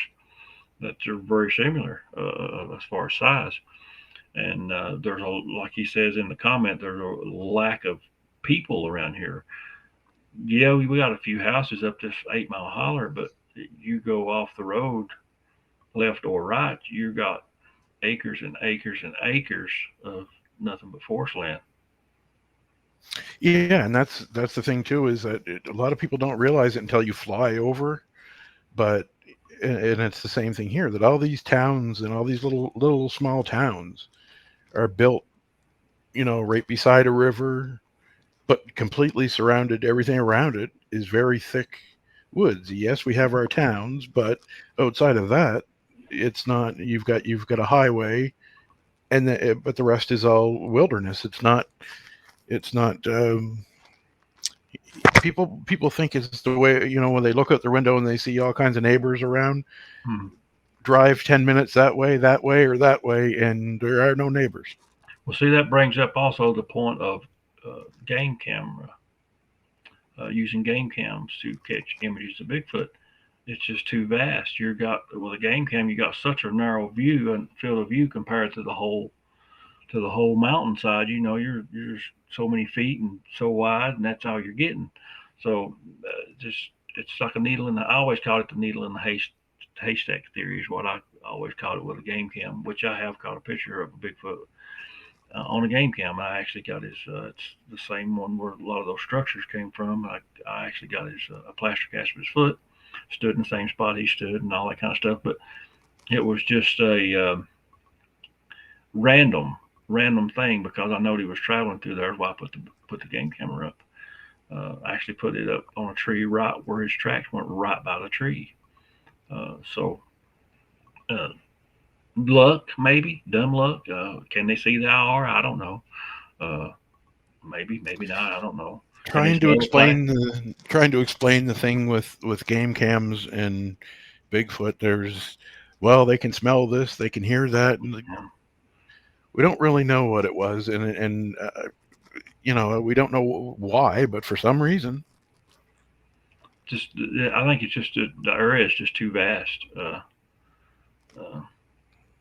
you got such a narrow view with the game cam, and something has to trigger it first, and then you're seeing what most of them will reach about 65 feet out to trigger, 45 to 65 roughly, and then even if you got a 120, 120-degree angle, you're only seeing a very small patch of woods compared to 300 or 400 acre plot there. So I actually did some math on that a long time ago. How many it would take to cover uh, per acre if a game cam covered 1 acre, which they don't, of land. I actually did how many it would take to cover all the privately owned and government owned forest area. But it was way up there, like millions and millions to do it. We was talking about population, of course. How do you think that their breeding cycle is? Is it random? Do they have a certain time of year, a certain age, or what can you tell us about that? I know you've had a little more experience on that end. Being as most of the ones that I've had the ongoing friendly interactions with, they're partnered up. They're very, there's no there once they're a couple until one passes away, and that sort of thing. So now, but now that's not saying that they're all like that. It's just within this tribe that I've seen. Um, what I have seen of it is they're very, very dedicated to family, and uh, partnered up, whether you wanted to call them married or whatever. That's you know, Yeah, but and I can't let it go on any further because I keep reading Duke from World Bigfoot Radio. I yeah. keep reading his comments, and I wanted to let him know that I am reading the comments, Okay, and he's been we're agreeing with a lot of the sure. things that he's saying. But anyway, hi Duke, and yes, your comments are being read. But yeah, what appears to happen here is once they reach a certain age, uh, the male or the female will go off for a while, and they'll either go with the female's family, or come back to the male's family. And I think that I, in Nova Scotia anyway. Not I don't know about in New Brunswick because I never get into that kind of thing while I was there. Um, but they come back and stay with the male family, with the male's family. So that's what I've seen. And but as far as what other ones do, I don't know. But I do know a lot of people that interact pretty well say the same thing. They once they partner up for life. If you know until one passes away. Well, I've not had much experience as far as that type of thing, but now I have found a lot of tracks of what we would consider a family unit or a pair or something like that together. And I've taken in several reports over the years of, um, like the mother and the daughter, or two together, or three together, or something like that. But as far as knowing, my opinion would be that they could breed whenever they wanted to. Oh yeah, I mean, they there's don't. no season, and Right. They don't have to. I know some people say, well, they migrate for to to breed. I don't see that. I think whenever they want to, they do. Uh, and I think their personality is a lot like humans. You have some humans who like to maybe be more aggressive. You have some who maybe want to pair up, like you say, and be with a person forever, or and then you have some who just they sleep around. So we may have old pimping Bigfoot out there sleeping well, I around mean, somewhere. when they go out to find a mate, it doesn't mean they got to pick the first one that they run That's into. right. So Yeah. play the field a little bit. Yeah. Say, buddy, this ain't a buffet, right? Just get your plate and go Uh-huh. on. But yeah, I don't know. I just don't how understand how some of these being a TV show is great. If you can do that, it's great. I'm all for it. But don't put out bad information because of your lack of research and lack of experience. And I see that happening a lot. And I'm not trying to run anybody down or be mean to nobody. Uh, I would like to see the field advance. I would like to see knowledge shared. But when some people say stuff that is just totally not true, that experience says otherwise. For example, I heard a very prominent person years ago say one of the most ignorant statements I guess I've ever heard about Bigfoot is that Bigfoot do not sneeze. Bigfoot does not sneeze. How in the world would you even know that? Everything with a nose sneezes. Deer sneeze, dogs sneeze, everything sneezes. If it's You got a know, nose, but just by the sheer stupidity of that statement, I can guess who it is, and I won't say. But well, we'll talk tomorrow about that. But but I mean, I thought that was just how can you make a blanket statement like that? And you being a prominent person in the Bigfoot community, putting out information that is terribly wrong, because people's going to accept it because of who they are. Terrible, terrible. Me and you can sit here and talk about things because we've experienced it, we've found it, we've seen it for years, and we know about it. Sometimes some of these guys are in the position because they have the it factor. They've got it, whatever it is. I don't have it. I don't guess, or I'd be more popular. Uh, they make it into the television productions, and they make it into the TV shows and all that kind of stuff, and they become a real prominent person. But in the end, they really don't have the experience for the position they're in. Another friend of mine said it this way: that they want to wear the shirt, but they don't want to put in the time it takes to get the shirt. And that's kind of how it works out sometimes. Experience is a wonderful teacher, and you have to do that by actually getting out there and looking around. And it's not well, always easy. it's been one show after another of the absolute worst things you could possibly do. Sure. And, And no, I don't.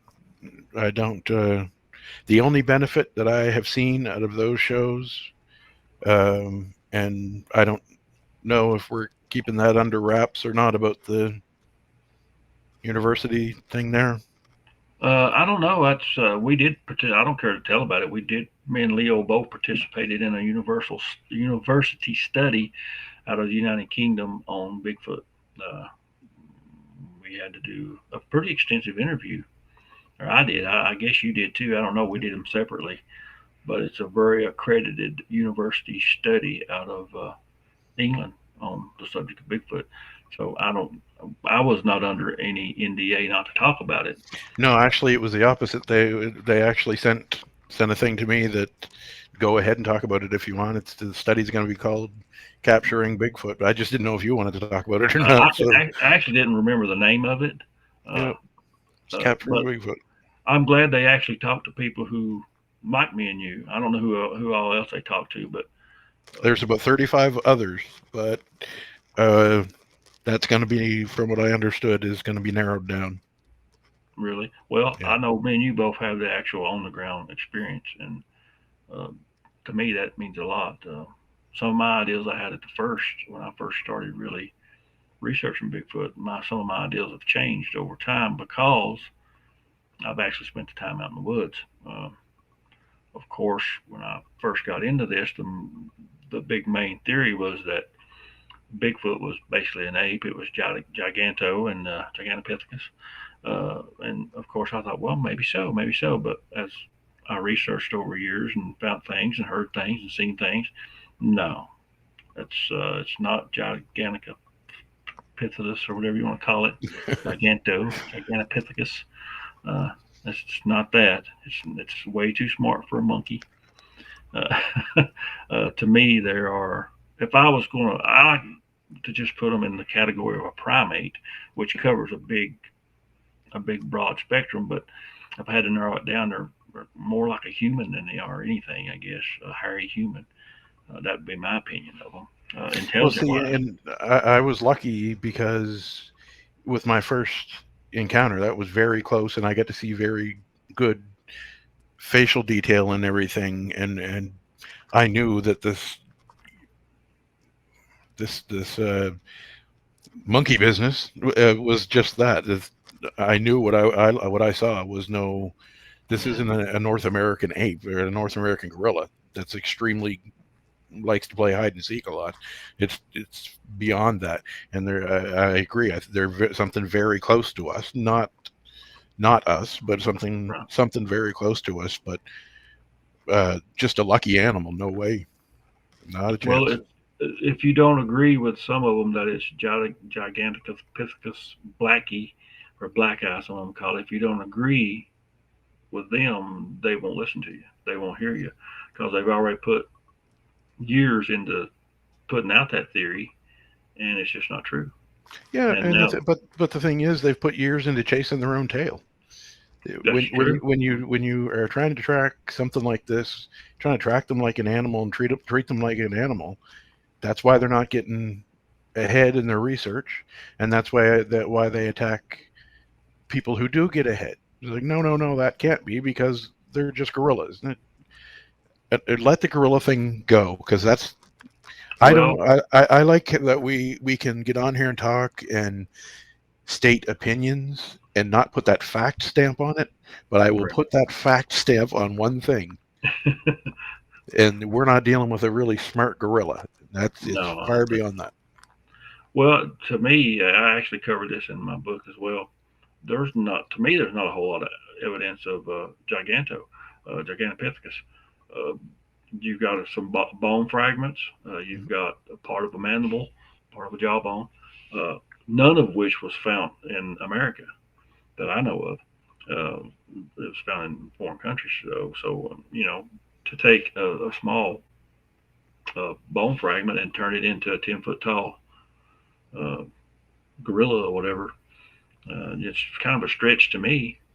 But what can you do? I appreciate their opinion and stuff about it and their study, and I think some of them do good work. But I don't want to put out something as a fact if I don't know. And I can tell you for a fact, I know that Bigfoot speaks, and I know for a fact that they make stick structures and they leave tracks and they have families and they have offspring. I know this because how do I know it? I spend a lot of time in the mountains and I see it. I see the tracks. I've heard the voices. I've heard them talk. Uh, But what can you do? You can't change people. All I can do is share what I know. If you want to listen, great. If you don't, go to another channel. Yeah, and that's the same with me. And if they want to go out and chase, the North American gorilla around, they could be doing a lot worse. They can go do that if they want. It's healthy for them. It's it's good Yeah. exercise. Being out in the woods is always a good thing. But Well, what do you do when when something happens right in front of you and you see something happen right in front of you, or learn something over time that you have to change your mind because it's been changed for you? I never gave it much thought to Bigfoot speaking. I never did think much about it.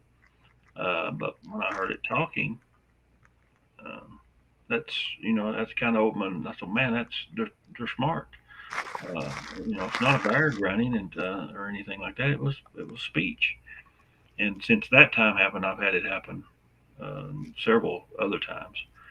But that was a very frightening day when I first heard them speak because it was close. I was actually putting up a game camera. The game camera, if I'm not mistaken, it's the game camera that actually caught the the the Bigfoot on. Caught a picture of Bigfoot on. Uh, but man, that was scary hearing that thing talking. Not that very, it wasn't very far away, but there's a lot of laurel bushes, mountain laurels, and you just couldn't see. It's too thick. And I filmed, but I went back and raked over the film, but you can't. Yeah, I couldn't. I never could see anything. It's just too dense.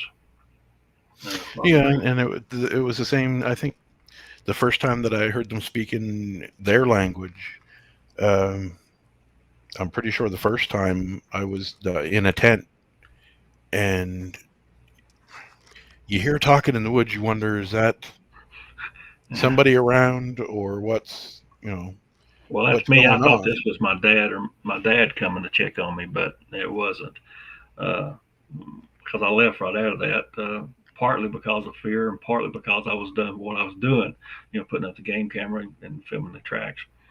The first day in there it started raining on me, so I went back. I think it was the next day after the rain, put up the game camera and all that stuff. But when I got home, my mom and dad wasn't even home.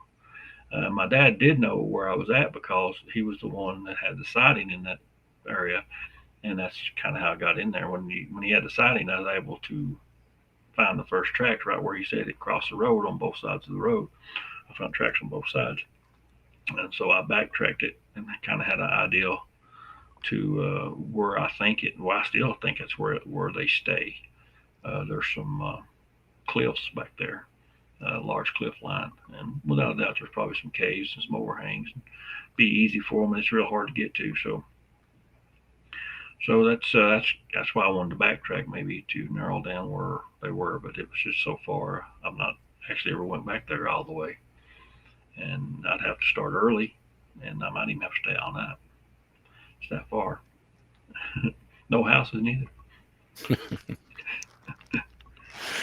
So it's getting on in time, so we should probably Yeah, we're move getting on close. to Well, the before to we the leave, future shows. Leo, I'm not sure what our next show will be about, 100%. But before we close out today, uh, tell us about your book. I know it's been very successful. Everybody's read it, loves it. Seems like I liked it real well. Tell us a little about that, and tell us uh,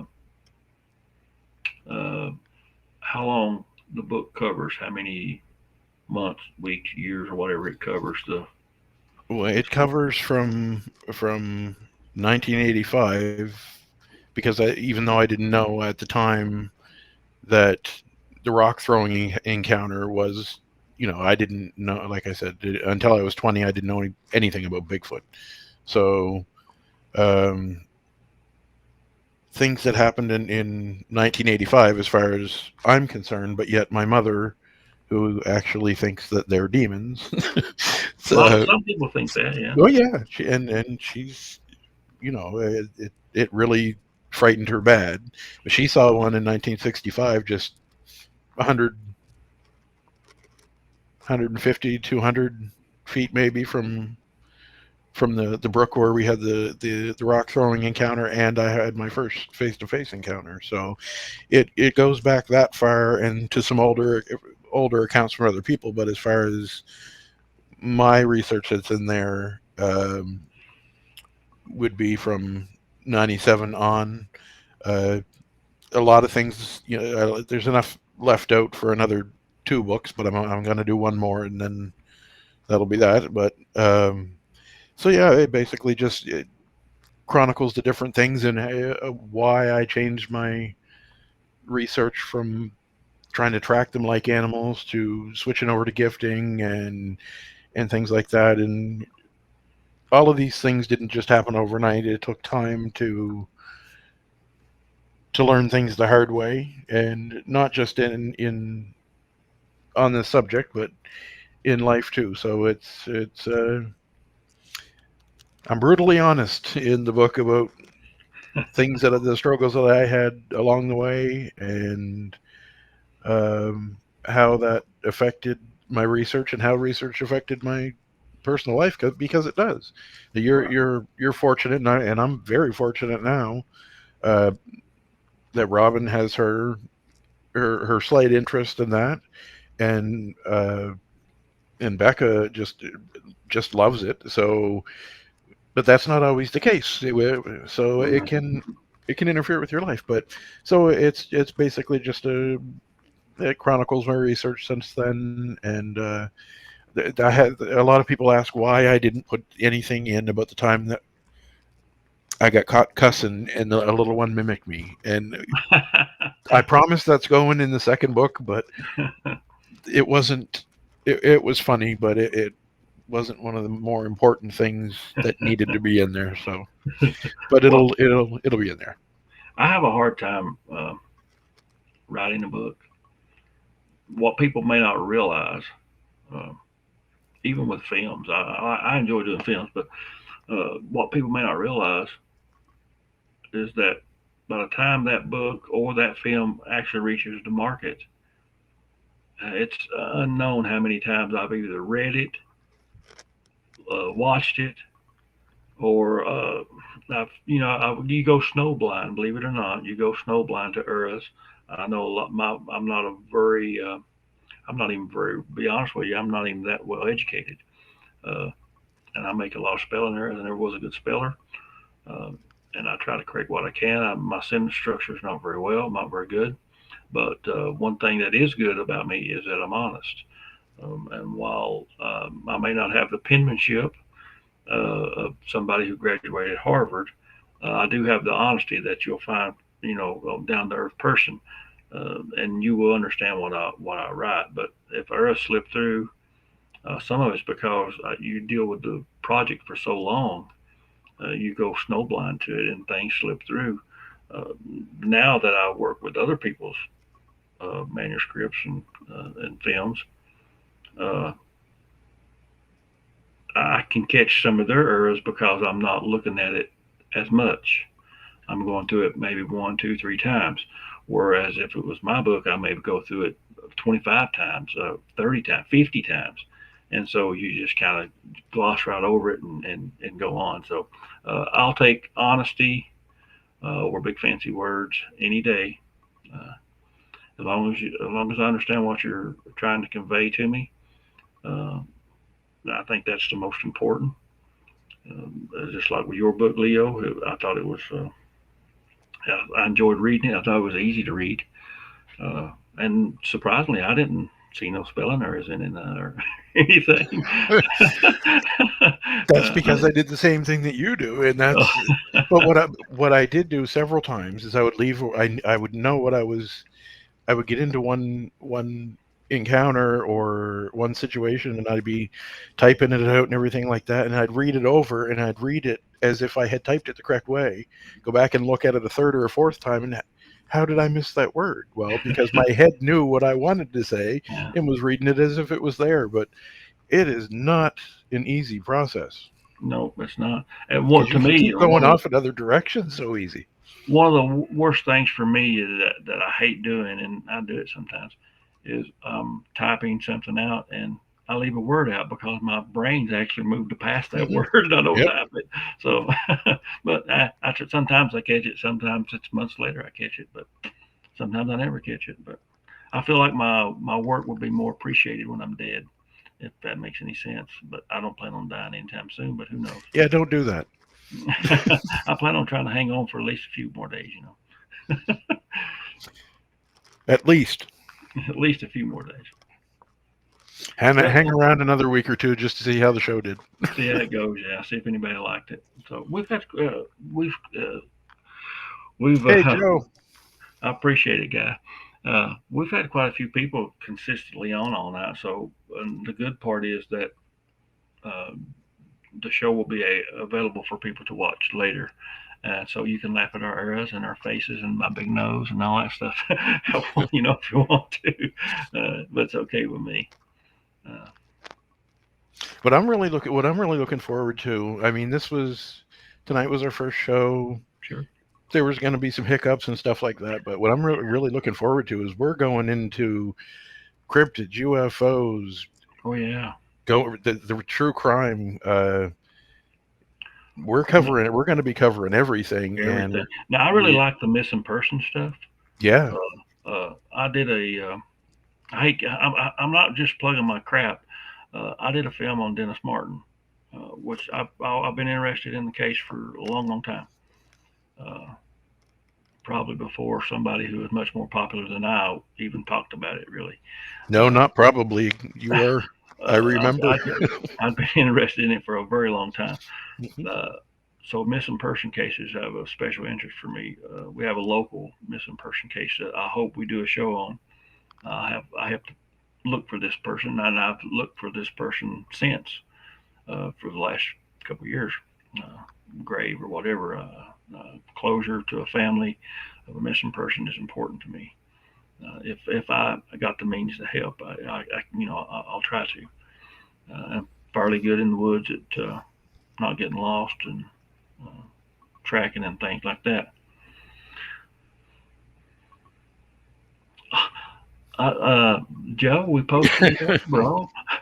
Joe's offended. I don't know. We My offended first show, Joe. and I made somebody mad already. We didn't uh, tell anybody, Joe. It was no, we didn't know when we were going to start it or anything like that. So we've toyed don't with be the offended. idea for a while.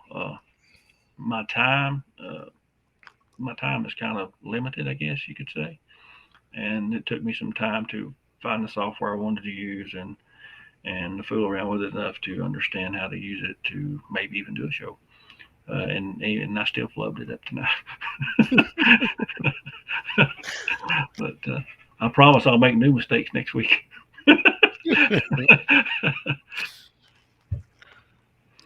But I guess that's it for today, Leo. My wife's got to get up here about 2:30. I'd say she's probably already asleep, so I'm gonna wake her up, make her go to bed. You're such a nice guy, Tom. Yeah, get up, honey, and go to bed. But Yeah, well, you let me know in the morning what her reaction to that was. yeah, I will. Usually she's pretty good about it. We get along fairly well. I'm gonna tell you this little thing. Uh, it's kind of funny, I guess. Maybe it wasn't funny at the time, and then I'm gonna close out the show. So maybe I can leave you with a smile on your face. When me and my wife first got married, you know how like young couples are. A lot of times young couples kind of fight. Uh, about having a night out with the boys and you know how it is when a young couple's married and you like to get out and hang out with your friends and just have a night out with the boys and stuff like that. And I always thought she shouldn't have one.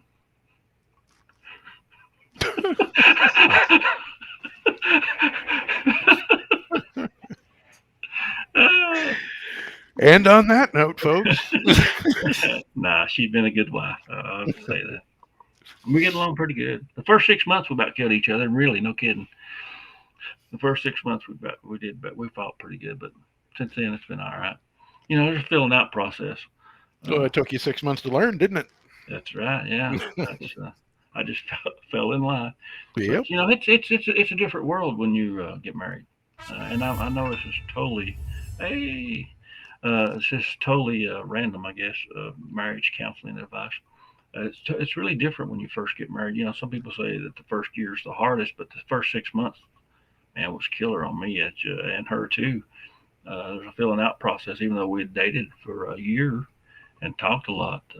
It's different being around someone 24/7, same bed, same kitchen, same bathroom. It's a big change. So it can cause some stress. So if you're getting married anytime soon, be ready for that and guard against it. Leo. Well, we've already been living together for 3 years, so Okay. if she can tolerate me this long, then Are you bless her passing heart. gas? Are you passing gas in front of each other? That's how you know if it's true Oh love. man, within 2 weeks, that All was. right, it's true love if you can pass It gas. took her a little longer because I'm just rude that way, but It's uh, funny when you first start dating. Of course, you won't eat in front of each other or anything. A few months later, you're passing gas on each other. So and the thing is, if they can seriously though, if they can tolerate the fact that a good part of your free time is going to be spent in the oh yeah. woods and things like that, because it's that's not an easy thing to. I was in a relationship and I told the girl that what I did, and she said, this was oh, 6 years ago now, and she said, I suddenly feel like Penny from Big Bang Theory. And I said, well, thanks a lot. And she said, no, I love you, but you go out and try to do things with Bigfoot. You try to talk to Bigfoot, and you. She said, I feel like Penny from Big Bang Theory. And it's like, just come with me and check it out and take it from there. So, Well, now I was kind of lucky in a way because now me and my wife had some experiences. We actually owned a business that was haunted, so we had more of a paranormal. We're both interested in paranormal. She was more interested in the paranormal, I guess, than she is Bigfoot. But I like them both. But Bigfoot takes up most of my time because I like being out in the woods, even if there's no Bigfoot around or any signs of Bigfoot. I enjoy nature and looking for tracks of all kinds of animals, not just Bigfoot tracks, bears, whatever. So I enjoy it. It keeps me grounded, kinda, and recharges me. I do work a lot, I set a lot sometime, and it gets stressful, and I need a break. So I like to go to the mountains and hike. It's a good workout, and I need to continue to lose weight because just sitting around in the wintertime, I put on a little bit of weight again, and I don't like it.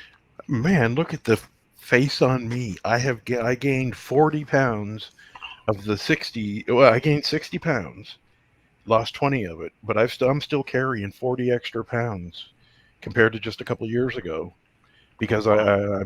I have been sick and I haven't been able to get out, and the weight just piles on you. And Um, if you're not out moving around, and like everything I did this year was done pretty much in the spring. I barely got out in the summer at all, and so yeah, once you start to gain weight, it's not it Goes doesn't on come off fast, easy. comes off slow, You're right. and but I've gained about 13 pounds, but I'm starting to work on that now. Uh, but now yesterday I walked, like I say, I right at 10 miles. I ate 4 hot dogs all day, ended up gaining a pound. How I don't know. I have no idea. Oh, So probably all the salt in the hot dogs. I like hot dogs. It's like Yeah, in hot dogs Vienna are good. sausage. Vienna sausage. That's the food of my people. Do you remember? And we're still going on. Mm. Do you remember the time that I didn't know when I thought that the older Sasquatch was in there alone? I didn't know that he had a family there. Oh yeah, I remember that. Yeah, yeah. And You thought it was you old and sickly. Yeah, and I was like, well, what, yeah, I don't know what to do, but he's not going to survive the winter. I remember He's that. awful looking, and I was freaking right out. So you gave me the advice to take some hot dogs in, take some bacon in. So here You, I am getting all this stuff out of my freezer and hanging it with fishing line to the trees, thinking the poor guy was going to die, and he was just fine. He had a huge family, and I had no idea.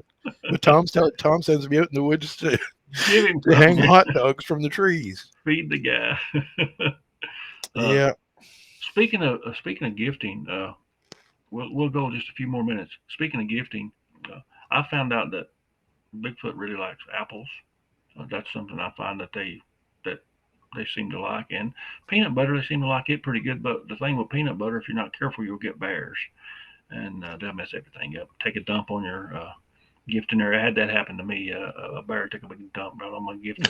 It's like, dude, I scraped it all off of, and because that's where I like to do that, so I cleaned it all up and I continued on. But the bears,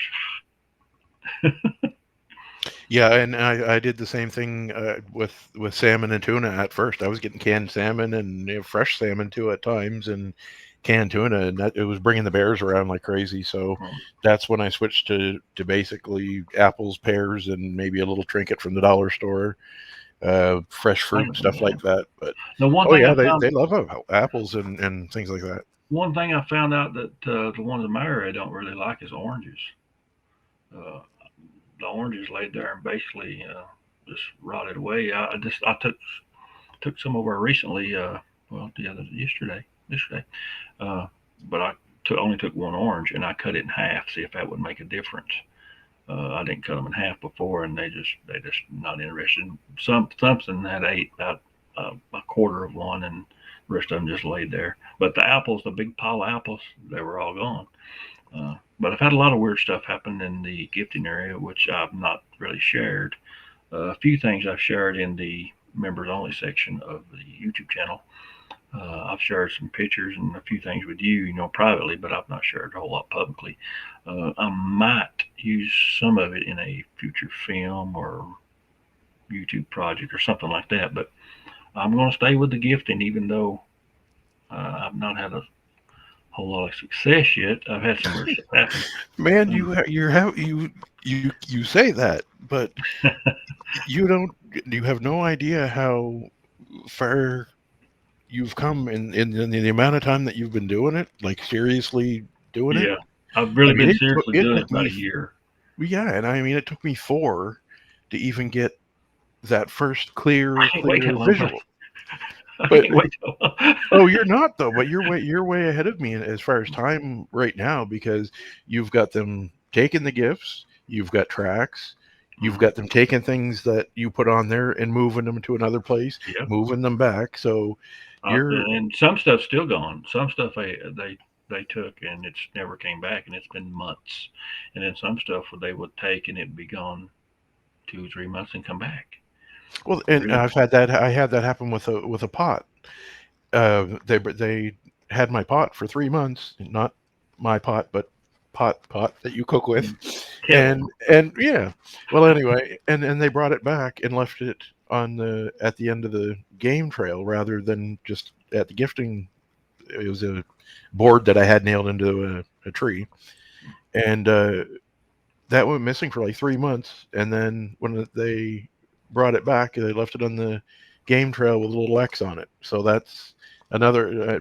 There's the question right there. Why did they put an X on that? Well, also I've noticed on some of the stuff that went away and came back, I kind of ruled out other animals because there was no bite marks or anything like that on. If a bear picked up something and packed it off, most likely it's going to have some. It's going to sample. It's going to bite it, and you'll have a few teeth marks, or could it be crushed, or something like that. And there's a few things that I think that the bear has bit on there. There's one thing. It's kind of like a McDonald's toy, like you get in the kids' meal, Happy Meal with that Mhm. thing. Looks kind of like maybe a panda bear or something, and something sunk a big tooth in it. But I don't think that was Bigfoot. I think it was a bear. Maybe it could even been a coyote or something like that. But I took all my cameras out of there, and I've been gifting pretty hard for the last year, maybe year and a half. But I had done some gifting, uh, kind of sporadically over time, over several years. But I've had some weird stuff happen in there, some tree knocks, some voices stuff. But I don't know. It's fascinating to me, and I want to learn more, and I like to share the experiences and things like that with like-minded people who are who want to listen and know that I'm not pulling their leg, that I'm actually out there. I actually do it. I actually get out in the mountains and stuff. And experience is a good teacher. Sometimes lessons are hard to learn out there, though. I mean, I got a leg that's kind of bummed from last year where there was an old burnout snag sticking up, and I was on a very steep place. I didn't see it, and it split my leg, put a big knot on it, and it's still sore, and it's been a long time. So, there's some dangers out there. But Oh, there's a lot. I mean, my body is, you know, not in good shape for a 45-year-old, and it's not from lack of work in it. It's from overdoing it. When going in, when I had no business going in, I should have healed up more. But I thought, no, I'm all right. But I'm so full of arthritis uh, now that. But I mean, I don't know what my end game is yet. Somebody asked me that, and I think it might have even been the university guys. Like, what's your end game? I haven't decided yet. I'll let you know when I know. well, even if I'm totally satisfied, and I knew everything there was about Bigfoot, I would still get out in the mountains. I mean, if I'm able. I'm 52-year old. I know. Don't look it, but I'm 52-year-old, but It's so humble. and I'm so humble. Yeah, I don't know how long I'll be able, to go into the hard places. At times, it's difficult now. When I first get into them, in the first of the year, I get into the hard places. It's really hard, but by the time the end of the year rolls around, I can do them quite a bit better. But winter hits, and then you sit on the couch and play video games and watch football and eat and don't do much exercise because it's snowy and cold, and you don't want to go out there and go to the top of Gobbler's Knob, because it's too cold. So, and then go through the process again. And as I get older, of course, it's going to get harder. But I've lost some weight. I was over 300 pounds. I got down to about 258. When I had COVID, I got down to about 253. Uh, but now I'm back up to about 270. So I don't like that. I wanted my goal target weight was about 225. So I want to kind of maybe work on it this summer, or spring, hopefully. I'm working on it now. I've quit eating so much.